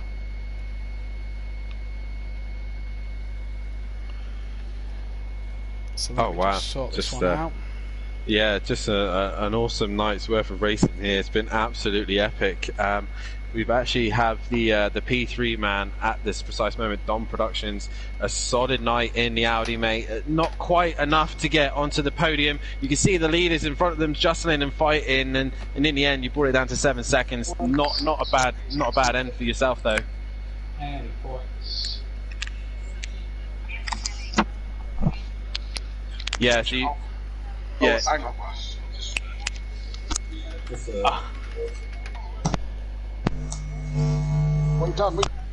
Well, we'll let you get back to it then, Don. We'll let you. No, it's all right. We'll sort that out for next week. If you get on the podium, we'll speak to you next week. We'll be able to get one sorted out. Cheers, there, buddy, and well done tonight. So just before we get to Argent and Kelly, Fury leads the championship by 32 points. KLF putting himself in P2 with Don up into 3rd. DJ Phil now 4th. Kieran, after missing a race, up in P5, tied with DJ Phil. So good night of points for him. I say good night of points. Good 2nd place for himself. And then just down the order, NJ, Daniel Francis, Stovesoft, Alfie, Aiden, Nicky, Cam, Smithy, Leon Fernie, Dean, Disco and Holty. Forever Forward lead the constructors by 54 points. They got 4 points in the end over Team Pro Laps. But Argent, Kelly made it hard for you. You got in front, but the pit stops then lost out. Yeah, one word, I'm gutted. I felt like I put enough in to win that one. But yeah, well done, Kelly. Obviously, great driving. Caught me out on the last lap at the buff stop, but as I say, you left it all on the line. You outbraked yourself at one point. You managed to re-catch onto the back of Kelly. Then you got in front of him in the end. Managed to get him done. The pit stop. What happened in the pits? What seemed to take you so long? I didn't. Nothing. I'd fed it. I had no tyres, no damage, no fuel. So I don't know what. It'd probably been the pit stop in front. Right. I couldn't leave because of the car behind. So that's ultimately what's done me. You then got back in. You then got back into the race, and was it just frustration more at the end? You sort of tapped Kelly on the rear and a bit of late braking elsewhere just to try and get you back in front. It was as much of it was contact. It was trying to avoid it more than anything because I was so much better on the brakes than Kelly was. I felt, especially at the bus stop. I was catching when I was behind Kelly after I went off track. I was catching him almost a second a lap just purely at the bus stop. But yeah, I say gutted I couldn't pull away that one, especially knowing if I got through that bus stop cleanly on the last lap, I would have had to run to him to the line. Well, great race, mate. Obviously, a point to prove from missing race one, and I think you proved that point very well there. But well done, mate. Thanks, mate. Congratulations. Well done again, Kelly. And we've got Kelly now with us. Oh yeah. Well, I bet you didn't expect that one, did you? Well, no. First things first, big congratulations to Kieran. Kept me absolutely honest all the way through that race. And great driving. And when we did have a bit of an incident, he did the right thing. And, we both rejoined where we were before the incident happened. So thank you, Kieran, for that. As I said, he gave me kept me very, very honest. He was definitely quicker. But I could defend him down the straight if I stayed on the inside. Kieran wasn't all that good into turn one, but he was quite right. He was better on the brakes into the hairpin and into the bus stop. But absolutely stoked this evening. Yeah. How did he? Sorry, go on, Dan. No, go on, Dan. How did? I just want to go on back to race one. What exactly happened in race one? Obviously, a bit an up and down night for both Prolapse drivers, and your first race didn't really go to plan. And also, with this race win, do you think most of it was done from the pole position from the qualifying session? Well, yes. In answer to the first one, I think there was one particular driver who came off track and then came back on track and decided to wipe a few of us out. I went spinning up into the air. I think I was in a good position. I think I'd been, I don't know if I was like third or fourth maybe by that point, and I got hit from the side and just spun into outer space. 5 minutes in the pits. That was the end of it, really. Yeah. Nicky had a cracking good race, and then it was a change of fortunes for the second race. I was stoked with the pole, and I only just went across the line for that last lap with 1 second to spare, and pulled off. I couldn't believe that I pulled off that pole lap. That's the quickest lap I've done all week around this track, and I was just over the moon with that. And I could have sat back and been happy with that, but the race win, I think, was defending. Really was all about defending because Kieran was much quicker. You can see that by my lap times, can you? Going back to your race one comment there, I think it was clear to see the Lamborghini that had cut the track to take pole touched down at Don, which led to Don sort of dipping underneath and losing the rear, which caused the incident. We've seen the footage on the group already that's led to Cam being banned and obviously Disco coming in. I think it wasn't necessarily the Audi's fault. Obviously you don't see that real-time racing, but you said earlier tonight to Dan, going into the pro, I don't want to be in there. I'm with the big boys. You're second in the table. I know we've only had 2 tracks. Now we've only had 4 races. You're second in the championship, Kelly. That's lovely. And that's my ultimate target, to be fair. I think we took points off Fury, and I'm glad to be the first man to be the second winner and stop Fury from winning massive points every single round, and he's going to. He's so much quicker than the rest of us with his time in pro. He's the class of the field, and he's the benchmark that we've all got to catch up to. So I'm glad to say that the race panned out for me. If Fury was up the front, would I caught him? Probably not on pure pace, but that's not the way things go sometimes, is it? It's not. You've done a fantastic job, and I have to say it's been an absolute pleasure to see that drive unfold, because it really was a brilliant drive. Congrats, Dad. Proud of you. Thank you, mate. Much appreciated. Prolapse, first win. Shout out to the Prolapse boys, and a big thank you to all the people in the comments who said so many nice comments, and the driver of the day stuff. Thank you, everyone. Yeah, driver of the day went to NJ as well. I know Kelly got a few votes in there for driver of the day. Did NJ get it? Did he? Congratulations, NJ took it in the end. I know a few people voted for yourself, Kelly, but NJ took it in the end. Dan, final thoughts? Just want to say an awesome night's worth of racing here at Daytona. A little bit questionable here and there, and to top off, saying that NJ is driver of the day for me as well. Nicky up there as well, Kelly as well, Fury another one to mention, but an awesome night's worth of racing in the Pro-Am, especially between Arjun and Kelly. That's how you race, boys. That's clean and fair racing. And now I'm kind of sweating it for tomorrow. Yes, join us live tomorrow night. Well, we'll be with you for the Pro Series at 8 PM BST time. Obviously, the 20-minute practice, then going into qualifying and the race. Such Apex back this week. What can he do in the Acura after Phil had a good debut in it? I don't think he's going to do a lot, but we'll see what happens. 4 Mercs on tomorrow night's grid, and that is going to be the one to talk about. If it was anything like tonight, Sati has every opportunity to win. Anything is possible. Just before you two go, you two took me out of doing my double points tonight. Remember that? I didn't say anything. Yeah, no, you were in the conversation as well. Oh, the Merc's going to run away with it. The Merc's going to run away with it. We based off of testing in the week, we genuinely thought Mert would run away with it. Yeah. And so did we. I mean, in all fairness, Kelly, looking, because obviously the drop score comes in tonight. You're not too far off of last week. You only outscored last week by 7 points. So I mean, better rounds to come. I need a consistent meeting both races. So yeah. Well, that's all we've got time for, though, here at Simplay Motorsport. We'll catch you tomorrow night at 8 PM for the Pro Series, and we'll catch the Pro-Am lads around Hockenheim next week, Wednesday, the 26th of May, 8 PM BST, for their round 5 and 6 of the season. But from all of us here at Simplay Motorsport, take care. Good night. Good night.